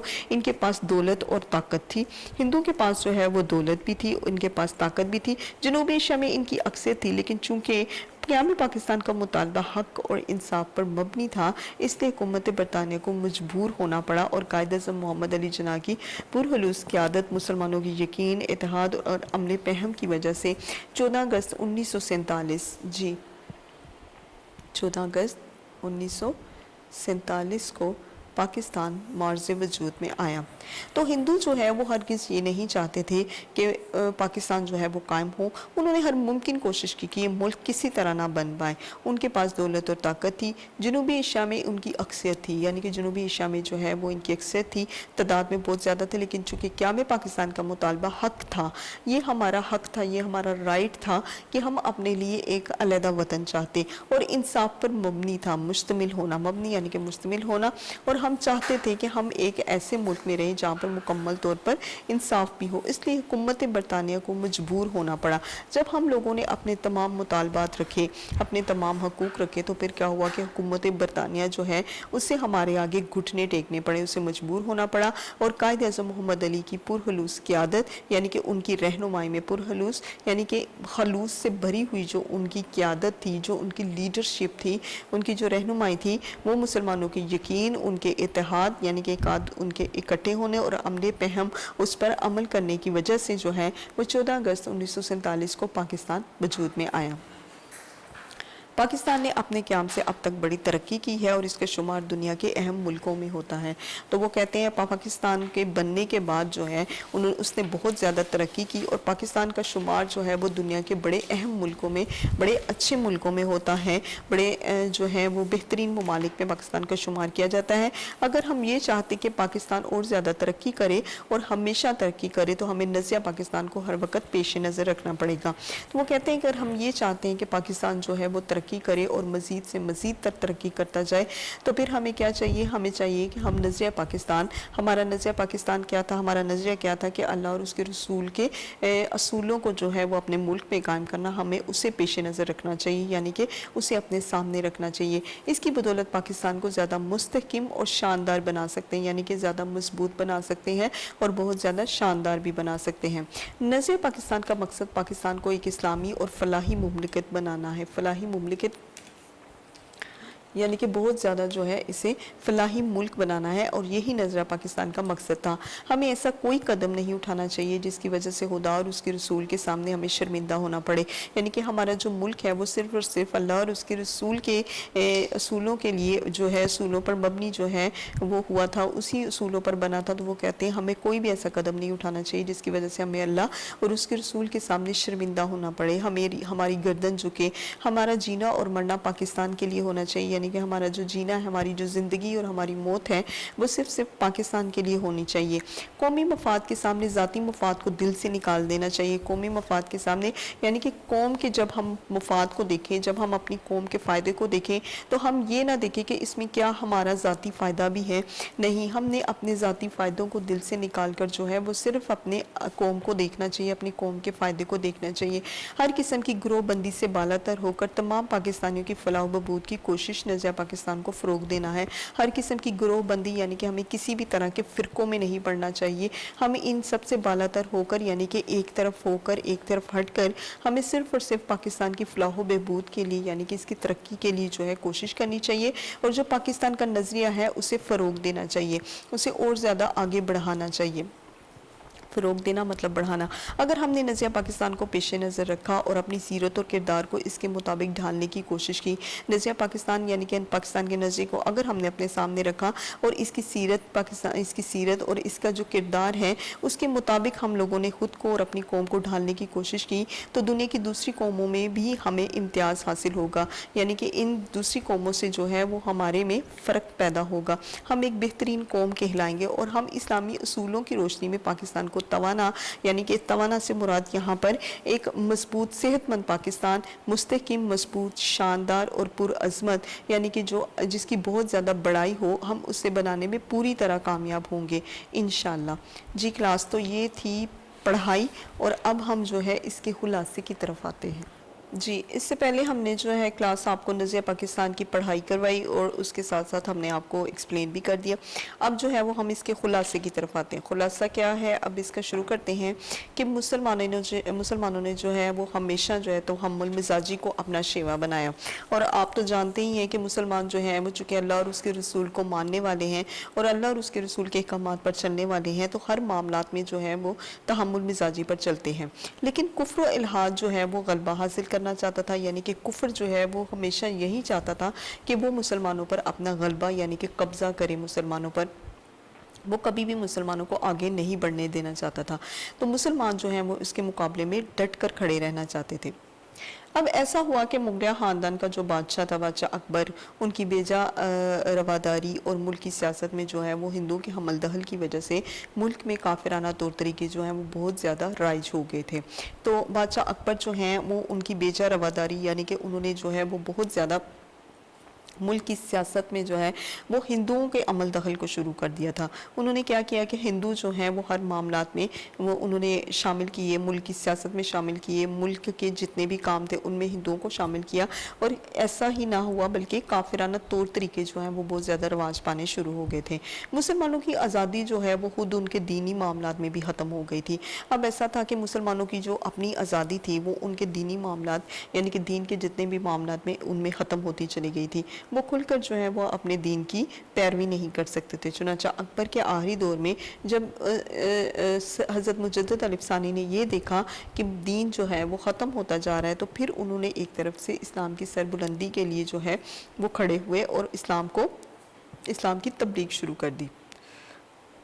آپ نے جہانگیر کے زمانے میں محض دین کی خاطر قید و بند کی سختیاں بھی جھیلی، یعنی کہ جو جہانگیر کا دور تھا اس دور میں جو ہے وہ انہوں نے قید و بند یعنی کہ قید کی بہت زیادہ سختیاں جھیلی، اور دوسرا یہ ہے کہ اسلامی قدروں کو نئے سرے سے فروغ دیا، اسلامی قدروں کو یعنی کہ اسلام کو جو ہے وہ مزید جو ہے وہ بڑھانے کی کوشش کی، اسلام کی جتنے بھی اقدار تھے، اسلام کے جو طور طریقے تھے انہیں بڑھانے کی کوشش کی۔ اب ان کے اثر سے جو ہے وہ شاہ جہاں، اس کا بیٹا اورنگزیب جو ہے وہ دین کا خادم بنا، یعنی کہ دین کا نوکر بنا، لیکن اورنگزیب کے بعد ہی اس کے بیٹوں کے باہمی نفاق اور کمزوری کی وجہ سے مغلیہ سلطنت کا جو ہے وہ زوال شروع ہو گیا۔ کیا ہوا کہ اورنگزیب کے بعد جو ہے ان کے بیٹے جو ہیں ان میں بہت زیادہ جھگڑا پیدا ہو گیا، اور ان کے جھگڑوں اور ان کی کمزوریوں کی وجہ سے ہے جو وہ مغلیہ سلطنت جو ہے وہ اس کا زوال شروع ہو گیا، یعنی کہ مغلیہ سلطنت جو ہے وہ پستی کی طرف گرنا شروع ہو گئی۔ مرہٹوں اور ہندوؤں نے بھی جو ہے اپنے کئی زیادہ گروہ بنا لیے، اور انہوں نے ہر درجہ ممکن کوشش کر کے جو ہے مغلیہ سلطنت کو ختم کرنے کی کوشش کی۔ اب مغلیہ سلطنت کا ختم ہونا ہی تھا کہ انگریزوں نے اپنے قدم جمائے اور ملک میں جو ہے وہ فتنہ فساد پیدا شروع ہو گیا۔ ایسے گئے گزرے حالات میں جو ہے اپنی قوم کو فروغ دینا اور اسلام کے لیے کوشش کرنا یہ ایک بہت بڑا کارنامہ تھا۔ تو ان کارناموں میں جو ہے وہ بہت زیادہ مجدد الف ثانی، دوسرا یہ کہ شاہ جہاں، اورنگزیب، ان کے جو خادم تھے، ان سب نے جو ہے وہ مکمل طور پر کوشش کی کہ ہم جو اسلام ہے اسے فروغ دیں، ہم اپنے ملک میں جو ہے وہ اسلام کی روایات کو رواج دیں، لیکن ایسا جو ہے وہ بہت مشکل کام تھا۔ چنانچہ میسور کے سلطان حیدر علی اور اس کے بیٹے سلطان ٹیپو، اور آپ نے دیکھا ہوگا کہ میسور کے جو سلطان تھے حیدر علی اور ان کا جو بیٹا تھا ٹیپو سلطان، جن کے بارے میں آپ نے سنا ہے کہ وہ بہت زیادہ جنگ و جدل کر چکے ہیں اور انہوں نے دین اسلام کے لیے جو ہے وہ بہت زیادہ کوششیں کی ہیں، تو وہ کہتے ہیں کہ انہوں نے بھی ہندوؤں اور انگریزوں کا ڈٹ کر مقابلہ کیا۔ انہوں نے افغانستان کو، ترکی کو اور فرانس کو بھی جو ہے وہ اپنے ساتھ ملانے کی بہت زیادہ کوشش کی، لیکن ملک کے دوسرے سرداروں نے ان کا ساتھ نہیں دیا اور انہیں جو ہے وہ کامیابی حاصل نہیں کی۔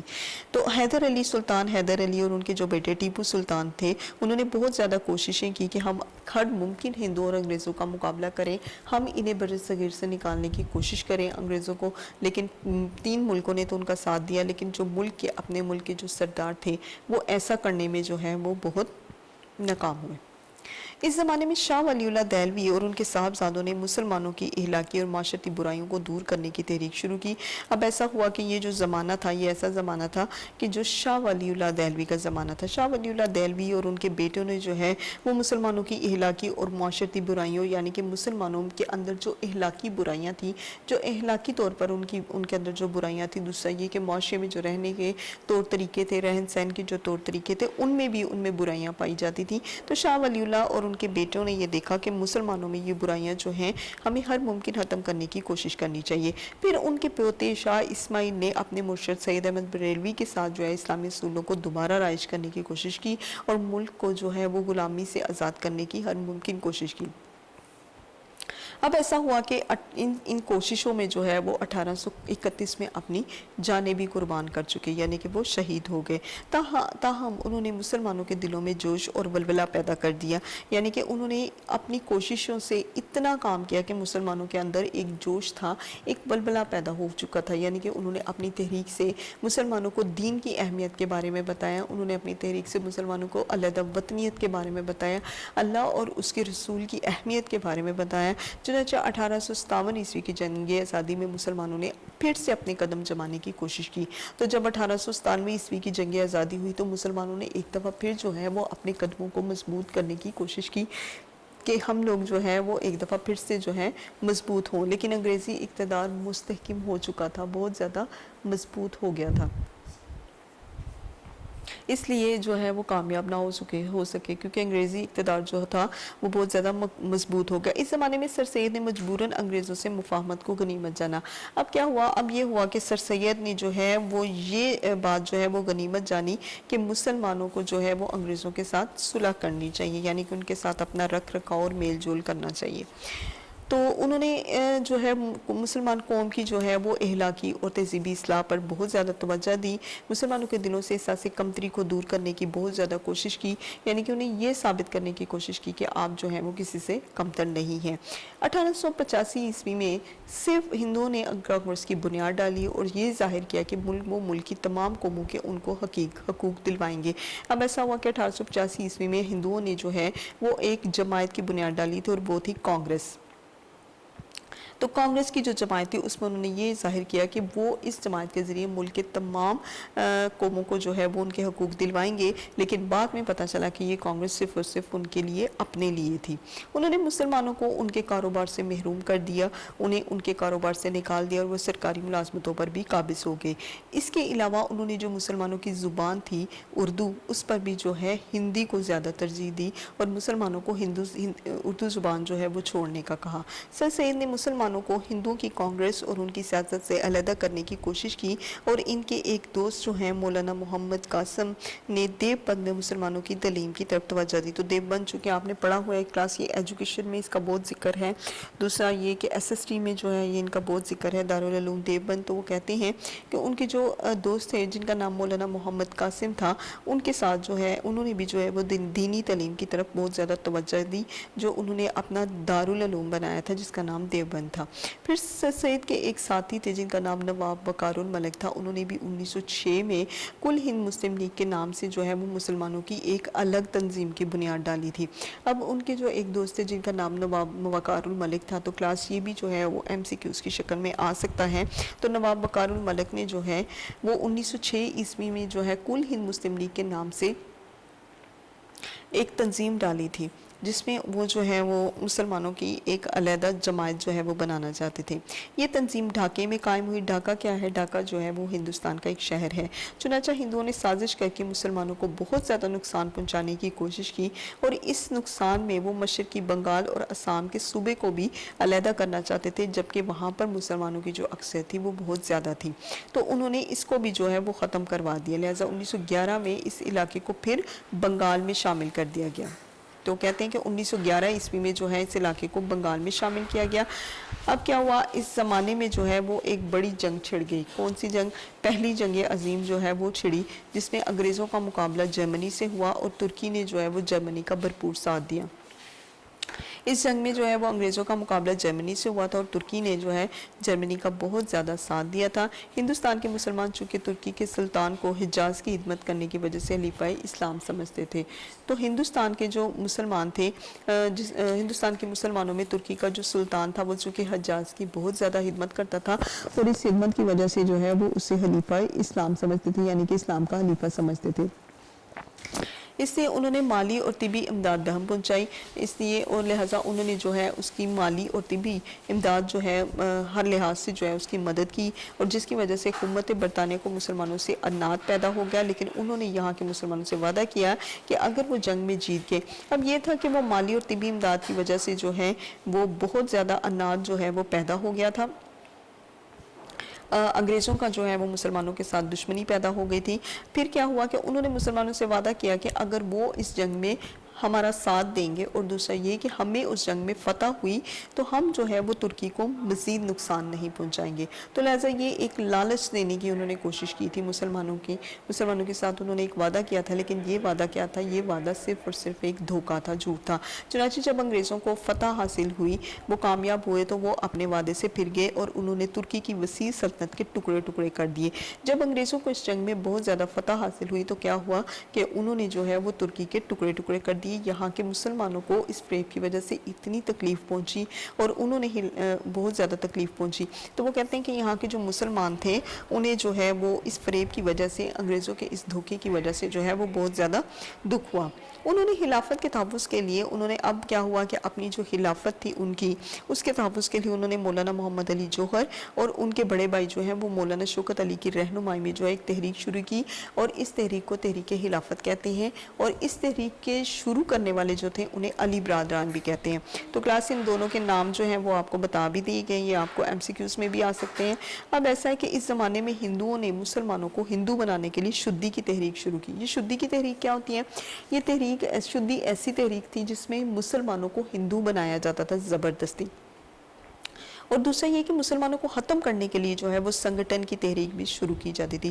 پھر 1928 میں کانگریس نے جو نہرو رپورٹ شائع کی، اس میں مسلمانوں کے لیے علیحدہ نمائندگی کا اصول جو وہ 12 سال پہلے تسلیم کر چکی تھی بالکل نظر انداز کر دیا۔ اب ایسا ہوا کہ 1928 میں جو ہے وہ کانگریس نے جو رپورٹ شائع کی، جو نہرو رپورٹ شائع کی، اس میں مسلمانوں کے لیے ایک علیحدہ نمائندگی کا اصول بھی تھا کہ یعنی کہ مسلمانوں کو جو ہے وہ علیحدہ جماعت کا جو ہے وہ نام دیا جائے، ایک علیحدہ جماعت جو ہے وہ تصور کیا جائے۔ تو وہ جو ہے وہ 12 سال پہلے تو تسلیم کی جا چکی تھی، لیکن اب جو ہے اسے بالکل نظر انداز کر دیا گیا تھا۔ اب یہ کیا ہوا، اب تھا کہ مسلمانوں میں بڑا جوش پیدا ہوا، انہیں یقین ہوا کہ چونکہ ان کا جو دین ہے، ان کی جو تہذیب ہے، یعنی کہ ان کے جو رہنے سہنے کے طور طریقے ہیں، ان کی جو معاشرت ہے وہ غیر مسلموں سے بالکل مختلف ہے، یعنی کہ وہ غیر مسلموں سے جو ہے وہ بالکل ہٹ کر ہے، وہ غیر مسلموں کی طرح نہیں ہے، اس لیے کسی حالت میں ہندوؤں سے تعاون نہیں ہو سکتا، یعنی کہ وہ ہندوؤں کے ساتھ جو ہے وہ کسی حال میں بھی نہیں مل سکتے۔ چنانچہ 1930 میں مسلم لیگ کے الہ آباد والے اجلاس میں جو ہے علامہ اقبال نے مسلمانوں کے لیے ایک علیحدہ وطن بنانے کی تجویز پیش کی۔ اب جب یہ سارے حالات انہوں نے دیکھے تو انہوں نے کیا کیا، انہوں نے مسلمانوں کے لیے، علامہ اقبال نے مسلمانوں کے لیے ایک علیحدہ وطن بنانے کی تجویز پیش کی، ایک علیحدہ وطن بنانے کی رائے دی۔ 4 سال کے بعد جب قائد اعظم محمد علی جناح نے مسلم لیگ کی صدارت کا مستقل طور پر عہدہ قبول کیا تو انہوں نے اس تجویز کو عملی جامہ پہنانے کی، یعنی کہ اسے مکمل کرنے کی ہر ممکن کوشش کی۔ تو لہٰذا 23 مارچ 1940 کو انہوں نے لاہور کے ایک جلسے میں واضح طور پر اعلان کیا تھا کہ جن علاقوں میں مسلمانوں کی اکثریت، یعنی کہ جن علاقوں میں جو ہیں وہ مسلمان بہت زیادہ ہیں، وہاں پر ایک آزاد اسلامی ریاست قائم کی جائے، یعنی کہ وہاں پر ایک ایسی اسلامی ریاست قائم کی جائے جو مسلم ہو، جہاں پر مسلمان جو ہے وہ آزادی سے اپنی زندگی گزار سکیں۔ اس اعلان کو جو ہے وہ قرارداد پاکستان کے نام سے یاد کیا جاتا ہے، جس کی روح سے مسلمانوں کو آزاد اور خود مختار حکومت جو ہے وہ قائم کرنے کا فیصلہ ہوا۔ اب یہ جو قرارداد پاکستان تھی، یہ جو اعلان تھا، اس کی روح سے ہی جو ہے وہ مسلمانوں کو آزاد اور خود مختار حکومت جو ہے وہ قائم کرنے کا فیصلہ جو ہے وہ کیا تھا مسلمانوں نے کہ ہم ایک ایسا ملک چاہتے ہیں جہاں ہم آزادی سے رہ سکیں۔ اب یہاں پر یہ بات جو ہے وہ سمجھ لینا بہت زیادہ ضروری ہے کہ دنیا میں قومیت کی تشکیل کی 2 بنیادیں ہیں، ایک وہ جو مغربی مفکرین نے قائم کی اور دوسری وہ جو رسول مقبول صلی اللہ علیہ وسلم نے قائم کی ہے۔ جی کلاس، تو یہاں پر کیا بات غور طلب ہے، یہاں پر یہ بات جو ہے وہ بڑی غور طلب ہے کہ 2 طرح کی قومیت جو ہے وہ قائم کی گئی تھی، ایک مغربی مفکرین نے یعنی کہ مغربی سوچ بچار رکھنے والوں نے قائم کی تھی، اور دوسری وہ جو رسول پاک صلی اللہ علیہ وسلم نے قائم کی تھی۔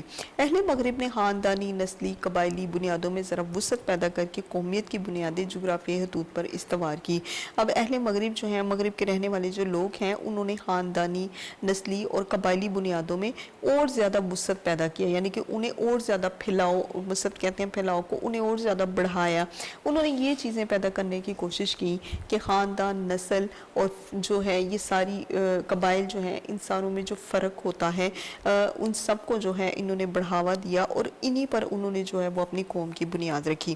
اور دوسرا یہ کہ اپنی جغرافیائی حدود، یعنی کہ اپنی زمین کی حدوں کو بھی جو ہے انہوں نے صرف اور صرف خاندان، نسل اور رنگ پر جو ہے وہ استوار کیا، اور یہ کہا ساتھ اس کے کہ قوم جو ہے وہ ان چیزوں سے بنتی ہے۔ اب کیا ہوا، اس نظریے کی وجہ سے دنیا کے انسانوں کے درمیان تباہی کا جو دروازہ کھلا، اس تباہی کی یہ وجہ ہوئی کہ 2 بڑی عالمی جنگیں جو ہیں وہ قائم ہوئی، اور وہ 2 بڑی عالمی جنگیں کیا تھیں؟ وہ 2 بڑی عالمی جنگیں تھیں کہ دنیا میں جو ہے صرف اور صرف رنگ، نسل کی بنا پر جو ہے وہ عالمی جنگیں جو ہیں وہ لڑی گئیں۔ یہ وطنی قومیت ہی کی بنیاد پر لڑی گئی تھی۔ وطنی قومیت یعنی کہ ہمیں ایک ایسا وطن چاہیے جہاں پر جو ہے ہم اپنی رنگ نسل کے مطابق جو ہے رہ سکیں، اور یہ وطنی قومیت جنوبی ایشیا کے مسلمانوں کو تحفظ دینے میں تو بالکل ہی ناکام تھی۔ اب یہ جو وطنی قومیت تھی، اس کا کیا کام تھا کہ جنوبی ایشیا کے جو مسلمان تھے انہیں کسی صورت بھی تحفظ نہیں دے رہی تھی، انہیں تحفظ دینے کے معاملے میں یہ ناکام تھی، کیونکہ جنوبی ایشیا کے مسلمان اس نظریے کے تحت ایک مجبور اقلیت بن گئے تھے، اور جنوبی ایشیا کے جو مسلمان تھے وہ اس نظریے کی وجہ سے جو ہے وہ اقلیت کہتے ہیں تعداد میں کم ہونا کہ وہ تعداد میں اتنے زیادہ کم تھے کہ وہ مجبور ہو چکے تھے اور وہ اپنی اس نظریے کو جو ہے اپنے اوپر عمل نہیں کرنا چاہتے تھے۔ اب وہ کہتے ہیں کہ قومیت کی جو دوسری بنیاد ہے وہ کیا تھی؟ وہ تھی کہ نبی پاک صلی اللہ علیہ وسلم نے ملت اسلامیہ کی تشکیل کرتے وقت قائم فرمائی کہ نبی پاک صلی اللہ علیہ وسلم نے اسلام کی جو ایک ملت تھی، جو قوم تھی، جب انہوں نے قائم کیا تو اس پر بھی جو ہے وہ انہوں نے اسے جو ہے وہ انہوں نے مکمل کرنے کی کوشش کی، اور جو مغرب کے تصور قومیت سے بالکل جدا تھی۔ اب ہمارے نبی پاک صلی اللہ علیہ وسلم نے جو ملت قائم کی وہ مغرب کی ملت سے بڑی جدا تھی، اس کا جو تصور تھا وہ بڑا جدا تھا، اور اس تصور کے بارے میں جو ہے علامہ اقبال نے بھی فرمایا ہے کہ اپنی ملت پر قیاس اقوام مغرب سے نہ کر، یعنی کہ تو اپنی قوم جو ہے وہ مغرب کے مطابق نہ کر، اپنی قوم جو ہے وہ اس کے اصولوں کے مطابق نہ چلا، اس کی رائے کے مطابق نہ چلا۔ خاص ترکیب میں قوم رسول ہاشمی، یعنی کہ اگر کوئی چیز خاص ہے تو وہ یہ ہے کہ تو اپنی قوم میں جو ہے وہ نبی پاک صلی اللہ علیہ وسلم کی ترکیبوں کو چلاؤ، یعنی کہ ان کے طور طریقوں کو چلاؤ، اور یہی بات جو ہے وہ ہماری قوم میں خاص ہونی چاہیے۔ ان کی جمعیت کا ہے ملک و نسب پر انحصار، ان کی جمعیت یعنی کہ جو ان کی گروہ، ان کا جو گروہ ہے، جو غیر ملکی جو گروہ ہیں، ان کا کیا ہے انگریزوں کا؟ ان کا یہ ہے کہ ہم وہ ملک پر اور وہ نسب یعنی کہ وہ خاندان پر جو ہے وہ انحصار کرتے ہیں، وہ رنگوں پر انحصار کرتے ہیں۔ قوت مذہب سے ہے مستحکم ہے جمعیت تیری، تو وہ کہتے ہیں قوت جو ہے وہ مذہب سے ہے، اور مذہب کے بعد جو ہے وہ تمہاری جماعت جو ہے وہ اور مضبوط ہو جاتی ہے، یعنی کہ تم جتنا اپنے مذہب کو مضبوط کرو گے تمہاری جماعت اتنی ہی مضبوط ہو جاتی ہے۔ اب مسلمانوں کی قومیت جو ہے وہ ایک نظریاتی قومیت ہے جو لا الہ الا اللہ پر قائم ہے، تو وہ کہتے ہیں کہ مسلمانوں کی جو قومیت ہے وہ ایک ایسی نظریاتی قومیت ہے جو لا الہ الا اللہ پر قائم ہے۔ تو کہتے ہیں نا پاکستان جو ہے وہ کس بنیاد پر قائم ہوا تھا؟ پاکستان لا الہ الا اللہ پر ہی قائم ہوا تھا۔ ہمارے یہاں پر نسل، رنگ اور وطن کی بنیاد پر نہیں ہوا تھا، بلکہ ہمارا ایک نظریہ تھا، ہماری ایک ایسی سوچ تھی۔ وہ کیا تھی؟ ہمارا عقیدہ کیا تھا اور ہمارا کلمہ، ان تینوں کی بنیاد پر جو ہے وہ ہم نے پاکستان کو وجود میں لایا گیا۔ اس نظریاتی پہلو کو نمایاں کرنے کے لیے اسے ملت کہا گیا ہے۔ اب یہ جو ہمارا نظریاتی پہلو ہے، نظریہ، عقیدہ اور کلمہ، ان تینوں کو ملا کر جو ہے وہ ہم نے ایک ملت قائم کی، ایک قوم قائم کی۔ جی کلاس، تو آگے بڑھتے ہیں۔ ایسی نظریاتی قومیت میں ہر نسل، ہر رنگ اور ہر جغرافیائی خطے کے لوگوں کے لیے جگہ ہوتی ہے۔ جی کلاس، تو جب ہم یہ کہتے ہیں کہ ہم نہ تو رنگوں کو دیکھتے ہیں، نہ ہم کسی کی نسل کو دیکھتے ہیں، اور نہ ہم کسی قوم کو دیکھتے ہیں، ہم کیا دیکھتے ہیں؟ ہم دیکھتے ہیں صرف اور صرف اپنا اللہ، اپنا رسول اور اس کے بنائے ہوئے طور طریقے، جس کے مطابق ہم نے جو ہے اپنے معاشرے میں زندگی گزارنی ہے۔ تو جب ایسا ملک قائم کیا جائے جس میں کہ نسل، رنگ اور قوم نہیں دیکھی جاتی، تو پھر کیا ہوتا ہے؟ پھر یہ ہوتا ہے کہ ایسا ملک جو ہے وہاں پر ہر طرح کے خطے کے لوگ جو ہیں وہ بستے ہیں، وہ شامل ہوتے ہیں، وہاں پر ہر کسی کو اجازت ہوتی ہے کہ چاہے وہ کسی بھی نسل سے ہے، وہ کسی بھی قوم سے ہے، وہ رہ سکتا ہے۔ ایک ایسی قوم کے ماتحت اقلیت بن کر رہنا منظور نہ تھا۔ مسلمانوں کو جو ہے وہ کسی ایسی قوم کے ماتحت رہنا منظور نہیں جو اسلامی قومیت کے برعکس ہو، یعنی کہ مسلمان ہرگز نہیں چاہتے تھے کہ وہ کسی ایسی قوم کے ساتھ رہیں جو اسلام کی قوم کے بالکل الٹ ہو، جہاں پر ذات پات ہو، جہاں پر چھوت چھات ہو، جہاں پر بت پرستی ہو۔ تو مسلمان جو ہیں وہ نہ ذات پات کو مانتے ہیں، نہ چھوت چھات کو مانتے ہیں، اور نہ بت پرستی کو مانتے ہیں۔ چنانچہ انہوں نے اپنے لیے ایک علیحدہ قوم جو ہے اس کا تصور قائم کیا، علیحدہ اسلامی قومیت کی بنیاد پر ایک جدا وطن کا مطالبہ کیا، جس میں وہ اپنے عقیدے، اپنے نظر زندگی، اپنے طرز معاشرے کے مطابق زندگی گزار سکے۔ اب مسلمانوں کی حیثیت جو ہے وہ دور جدید کے چیلنج کا مقابلہ کر سکے گی، اور دوسرا یہ کہ وہ ان تمام جو نظریات ہیں ان کو دیکھ کر جو ہے وہ اپنے جو دور جدید کے جو چیلنج ہیں اس کا مقابلہ بھی کریں گے اور اپنے مستقبل کو بھی مزید سنواریں گے۔ اب ہمیں جو ہے اس بات کو اچھی طرح ذہنی نشین کر لینا چاہیے کہ نظریہ پاکستان میں اسلامی زندگی اور قدروں کا تصور جو ہے وہ بنیادی حیثیت رکھتا ہے۔ جی کلاس، اب کیا ہے کہ نظریہ پاکستان میں جو ہے وہ سب سے زیادہ قدر کی حیثیت کیا رکھتا ہے؟ وہ ہے اسلامی زندگی اور اس کی قدر۔ اسلامی زندگی جو ہے وہ سب سے زیادہ نمایاں ہونی چاہیے، وہ سب سے زیادہ بہتر ہونی چاہیے۔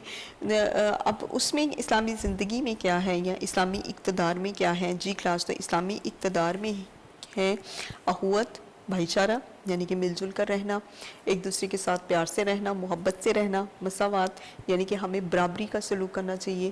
ہمیں یہ نہیں کہنا چاہیے کہ کسی کی ذات اونچی ہے، کسی کا رنگ اچھا ہے، کسی کی نسل اچھی ہے، کسی کا عہدہ اچھا ہے. ہمارے اللہ نے ہمیں یہ نہیں سکھایا بلکہ مساوات سکھائی ہے. ہمیں عدل یعنی کہ انصاف سے کام لینا چاہیے.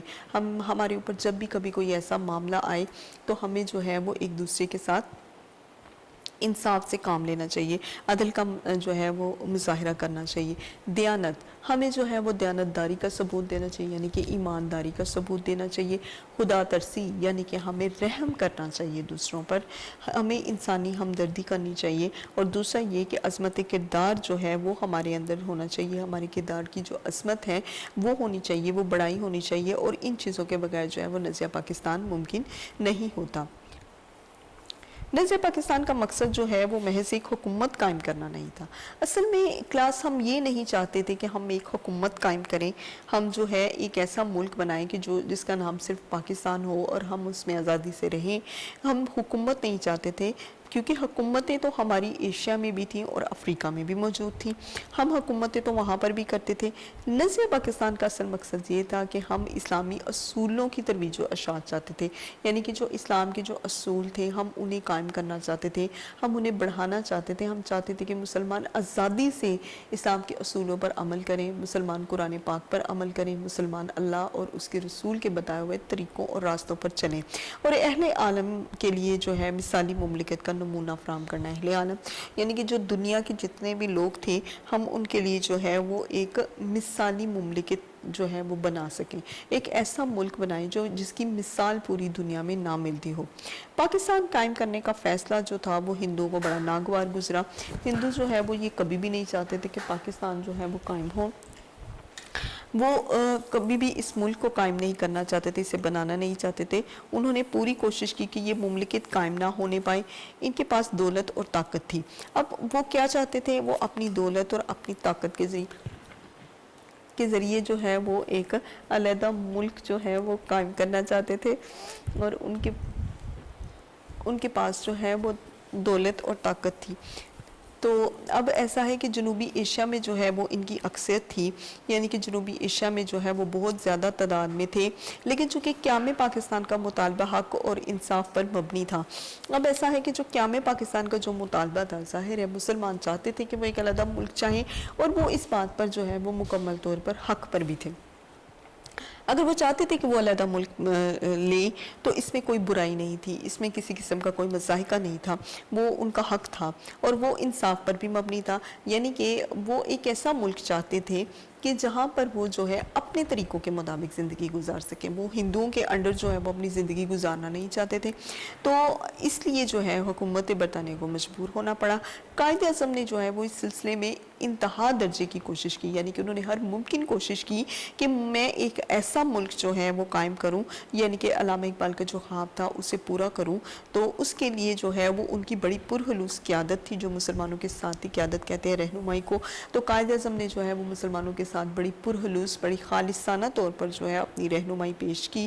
مسلمانوں کے یقین کو، ان کے اتحاد کو، یعنی کہ ان کا جو یقین تھا، یقین کیا تھا کہ ہم جو ہے وہ ایک علیحدہ ملک چاہتے ہیں. ان کا جو اتحاد کیا تھا کہ وہ اکٹھے رہنا چاہتے ہیں، اور عمل پہم کہ وہ اس یقین اور اس اتحاد کو جو ہے وہ عملی جامہ بھی پہنائیں گے، وہ اس پر عمل بھی کریں گے. تو ان ساری چیزوں کو دیکھتے ہوئے جو ہے وہ قائد اعظم نے 14 اگست 1947 کو پاکستان جو ہے وہ وجود میں لایا. اب کیا تھا، پاکستان نے اپنے قیام سے اب تک بڑی ترقی کی اور اس کے شمار جو ہے وہ دنیا کے بڑے بہترین ملکوں میں بھی ہوتا ہے. تو کہتے ہیں کہ پاکستان جب قائم ہوا تو اس نے بہت زبردست جو ہے وہ ترقی بھی کی. آہستہ آہستہ مسلمانوں نے جو ہے اسے دنیا میں لانے کی کوشش کی، اس کا ایک نام پیدا کرنے کی کوشش کی. اگر ہم چاہتے ہیں کہ پاکستان اور زیادہ ترقی کرے اور ہمیشہ ترقی کرے تو ہمیں نظریہ پاکستان کو ہر وقت جو ہے وہ پیش نظر رکھنا ہوگا. تو وہ کہتے ہیں اگر ہم یہ چاہتے ہیں کہ پاکستان مزید سے مزید ترقی کرے تو ہمیں کیا چاہیے؟ ہمیں چاہیے کہ ہم نظریہ پاکستان جو ہے اسے مزید جو ہے وہ فروغ دینے کی کوشش کریں. اور نظریہ پاکستان کیا تھا؟ اللہ اور اس کے رسول کے بتائے ہوئے طریقوں اور اصولوں پر چلنا. اس کی وجہ سے جو ہے ہم پاکستان کو زیادہ مستحکم یا زیادہ مضبوط اور شاندار بھی بنا سکتے ہیں. اب نظریہ پاکستان کا مقصد جو ہے وہ پاکستان کو ایک اسلامی اور فلاحی ریاست بنانا ہے. نظریہ پاکستان کا مقصد کیا ہے؟ نظریہ پاکستان کا مقصد تھا کہ ہم پاکستان کو ایک ایسی اسلامی اور فلاحی ریاست یعنی کہ دوسروں کی فلاح و بہبود کے لیے جو ہے وہ ایک ملک بنائیں کہ جو دوسروں کے فائدے کے لیے بھی سوچے. ہمیں ایسا قدم نہیں اٹھانا چاہیے جس کی وجہ سے اللہ اور اس کے رسول کے سامنے ہمیں شرمندہ ہونا پڑے. تو وہ کہتے ہیں ہمیں ہرگز جو ہے وہ اس طرح کا کوئی قدم نہیں اٹھانا چاہیے کیونکہ ہم نے پاکستان ہی لا الہ الا اللہ کی بنیاد پر قائم کیا تھا. تو ہمیں جو ہے اس بنیاد کو قائم رکھنا چاہیے اور اس پر عمل بھی کرنا چاہیے. ہمارا جینا مرنا جو ہے وہ صرف اور صرف اس ملک کے لیے ہونا چاہیے.